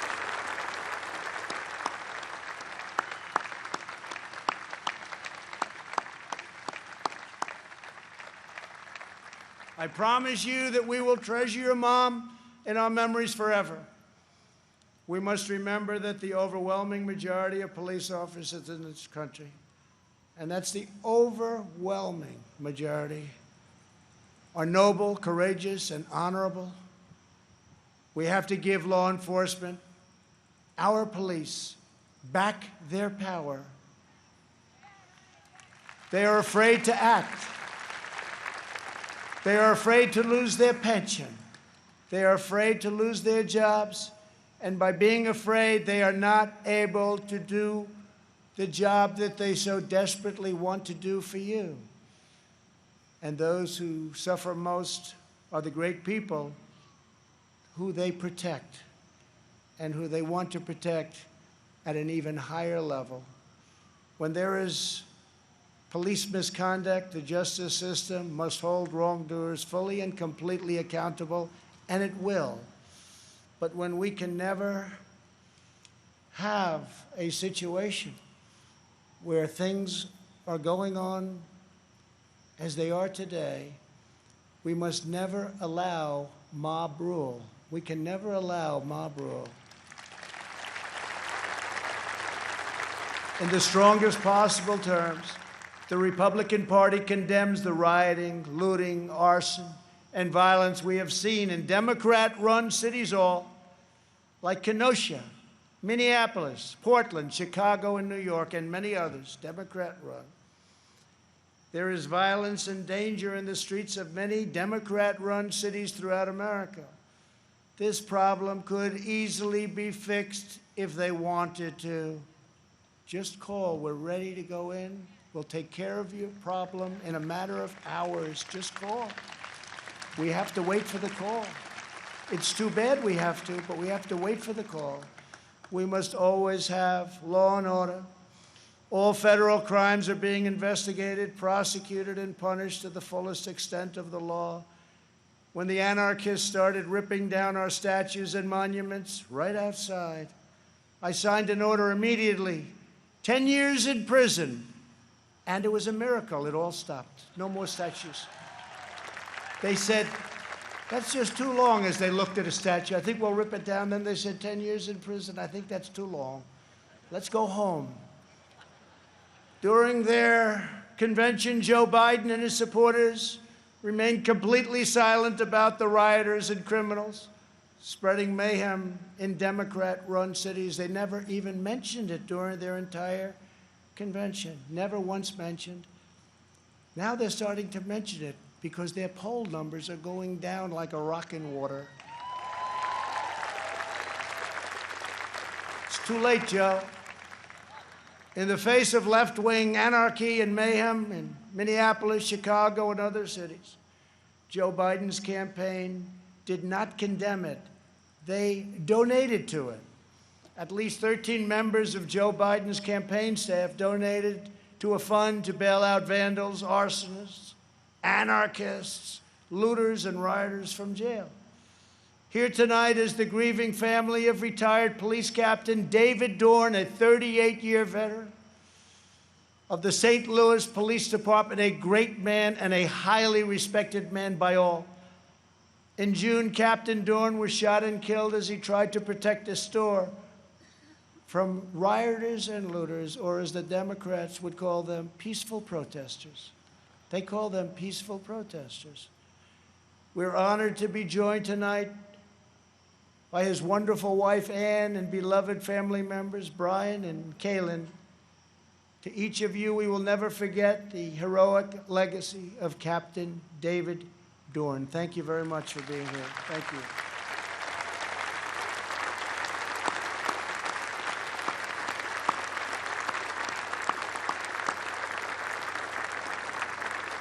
Thank you very much. Great man. Great man. As long as I am president, we will defend the absolute right of every American citizen to live in security, dignity, and peace.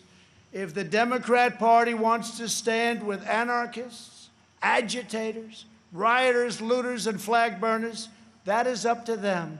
But I, as your president, will not be a part of it. The Republican Party will remain the voice of the patriotic heroes who keep America safe and salute the American flag.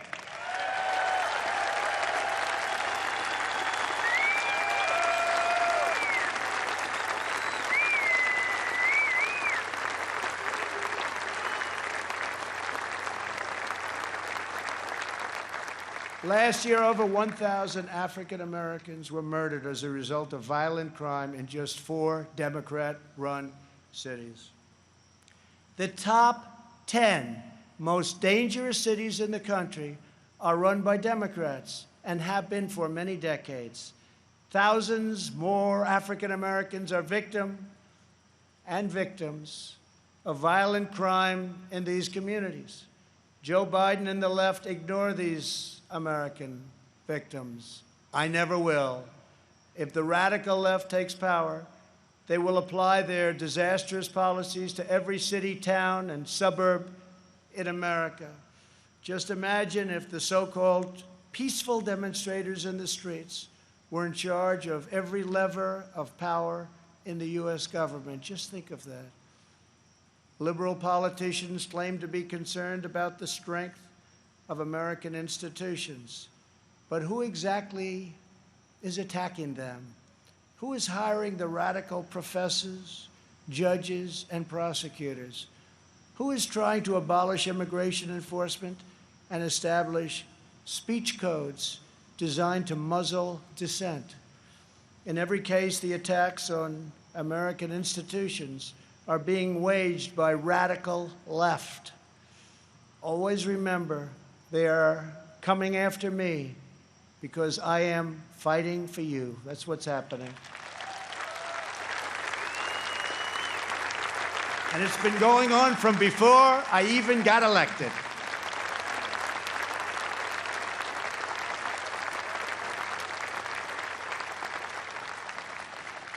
And remember this, they spied on my campaign and they got caught.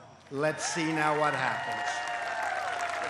We must reclaim our independence from the left's repressive mandates. Americans are exhausted trying to keep up with the latest list of approved words and phrases and the ever more restrictive political decrees. Many things have a different name now, and the rules are constantly changing. The goal of cancel culture is to make decent Americans live in fear of being fired, expelled, shamed, humiliated, and driven from society as we know it. The far left wants to coerce you into saying what you know to be false and scare you out of saying what you know to be true. It's very sad. But on November 3rd, you can send them a very thundering message they will never forget.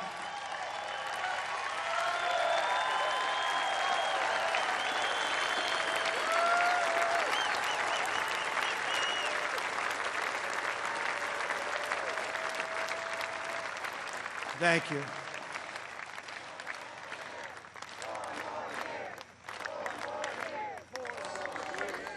Thank you very much.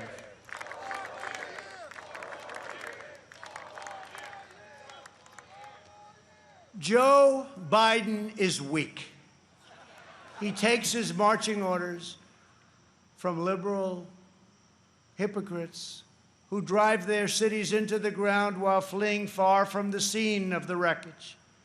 These same liberals want to eliminate school choice while they enroll their children in the finest private schools in the land. They want to open our borders while living in Waldorf compounds and communities in the best neighborhoods in the world. They want to defund the police while they have armed guards for themselves. This November, we must turn the page forever on this failed political class. The fact is, I'm here. What's the name of that building?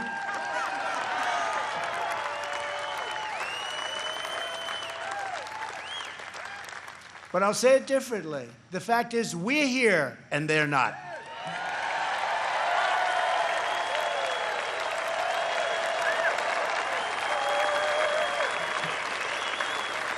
To me, one of the most beautiful buildings anywhere in the world, and it's not a building, it's a home as far as I'm concerned.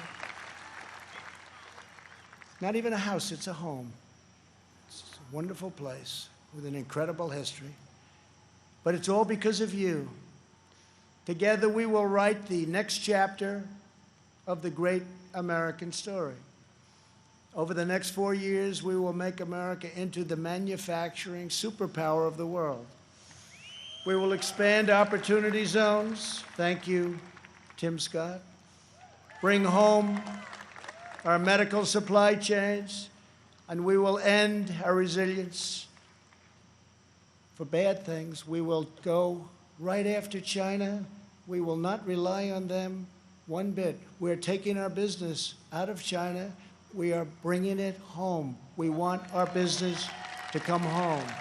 We will continue to reduce taxes and regulations at levels not seen before. We will create 10 million jobs in the next 10 months, and it'll be higher than that.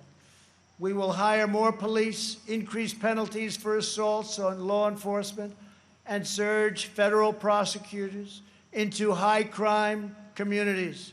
We will ban deadly sanctuary cities and ensure that federal health care is protected for American citizens, not for illegal aliens. We will have strong borders. And I've said for years, without borders, we don't have a country. Don't have a country. Strike down terrorists who threaten our people and keep America out of endless and costly foreign wars.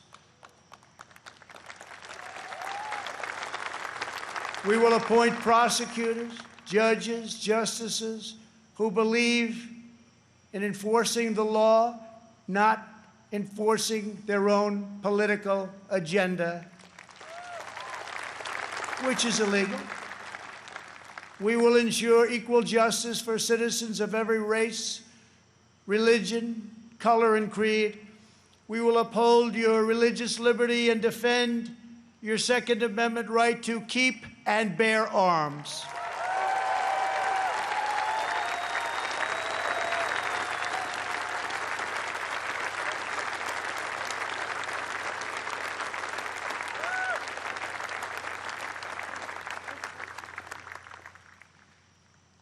And if we don't win, your Second Amendment doesn't have a chance. I can tell you that. I have totally protected it. We will protect Medicare and Social Security. We will always and very strongly protect patients with pre-existing conditions. And that is a pledge from the entire Republican Party. Thank you, Kevin. We will end surprise medical billing, require price transparency, and further reduce the cost of prescription drugs and health insurance premiums. They're coming way down. We will greatly expand energy development, continuing to remain the #1 in the world and keep America energy independent.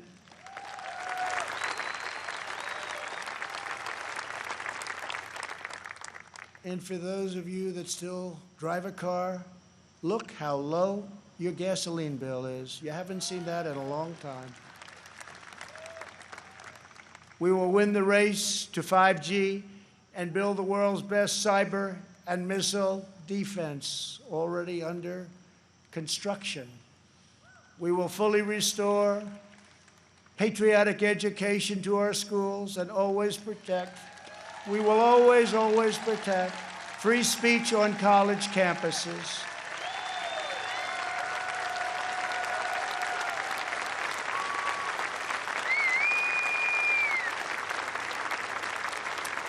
And we put a very big penalty in. If they do anything having to do with your free speech, colleges have to pay a tremendous, tremendous financial penalty. And again, it's amazing how open they've been lately. We will launch a new age of American ambition in space. America will land the first woman on the moon, and the United States will be the first nation to plant its beautiful flag on Mars. This is the unifying national agenda that will bring our country together.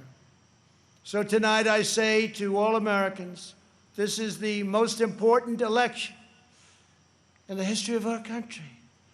There has never been such a difference between two parties or two individuals in ideology, philosophy, or vision than there is right now. Our opponents believe that America is a depraved nation. We want our sons and daughters to know the truth. America is the greatest and most exceptional nation in the history of the world.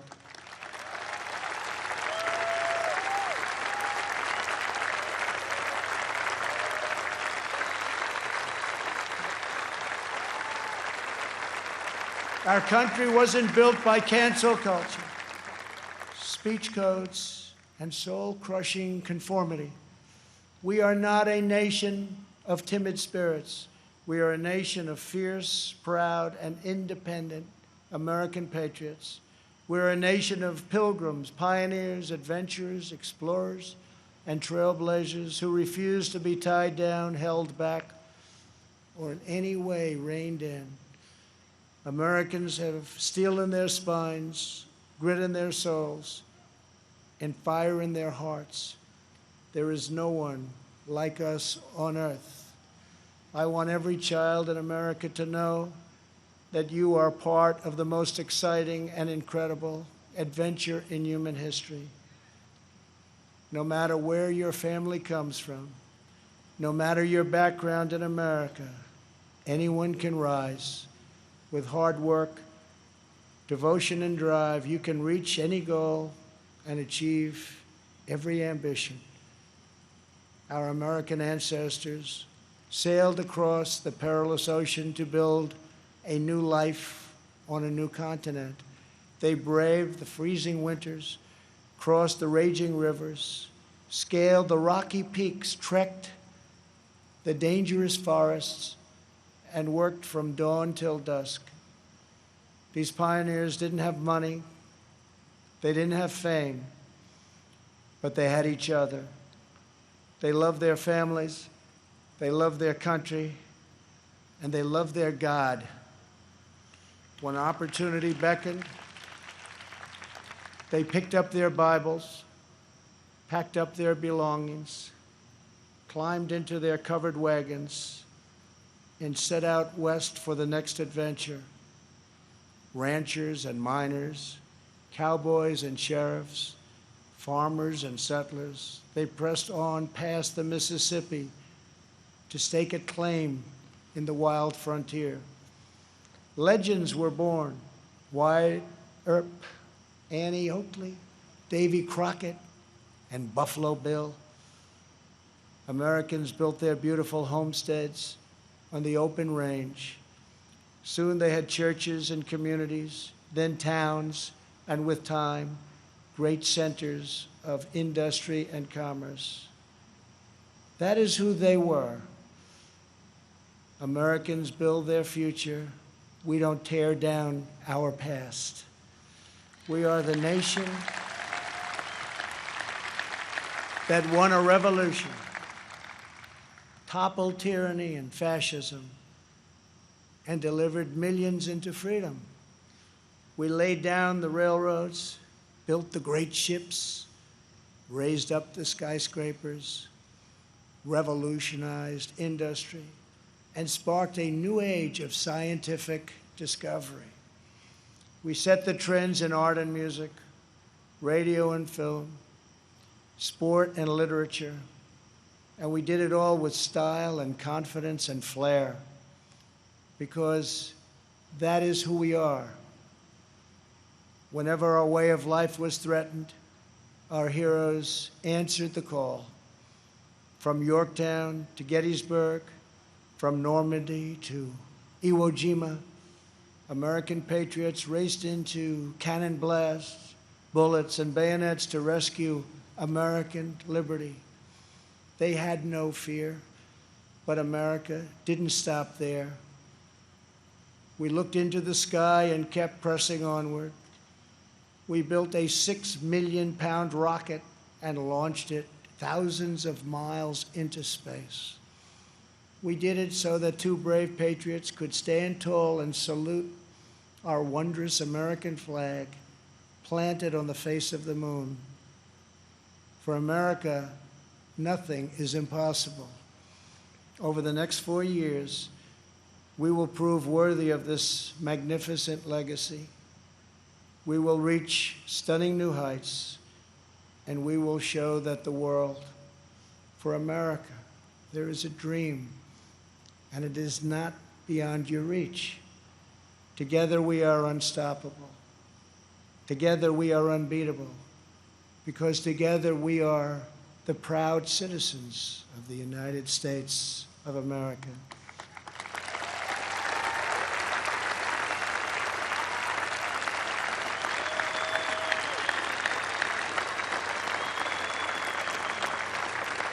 And on November 3rd, we will make America safer. We will make America stronger. We will make America prouder. and we will make America greater than ever before. I am very, very proud to be the nominee of the Republican Party. I love you all. God bless you, and God bless America. Thank you very much.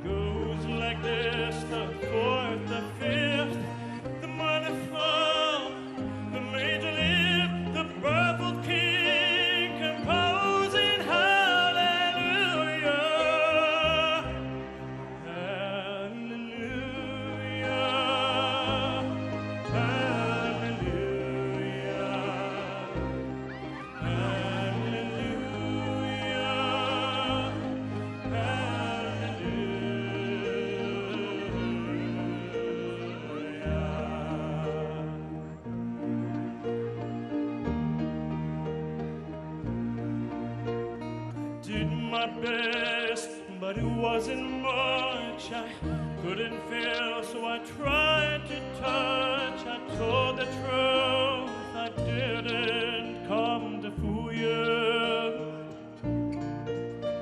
And even though it all went wrong, I stand before the Lord of Son with nothing on my tongue but hallelujah,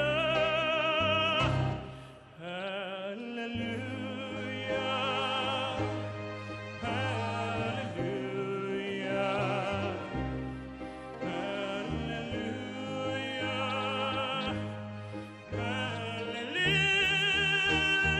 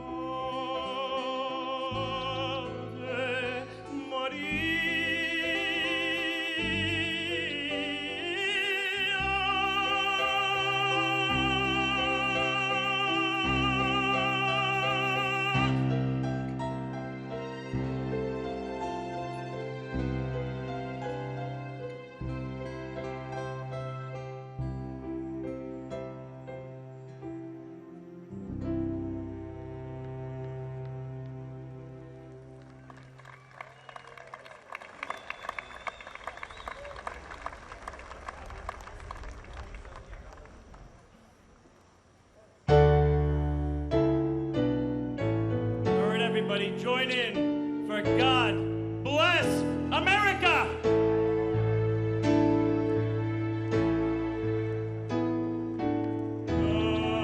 God bless America. Land that I love, stand beside her and guide her through the night with light from above, from the mountains to the prairies, to the oceans, wide with love. God bless America, my home sweet home. God bless America, my home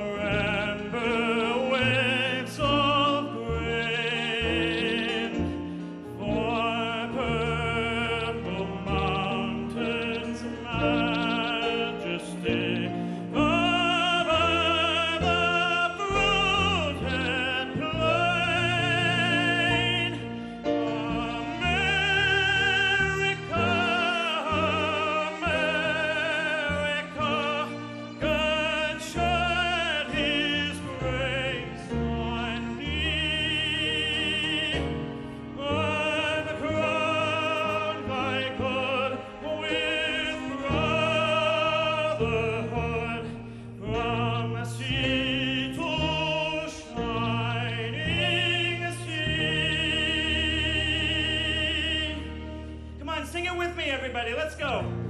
More beautiful for spacious skies, for amber winds of rain, for purple mountains' majesty, over the fruited plain.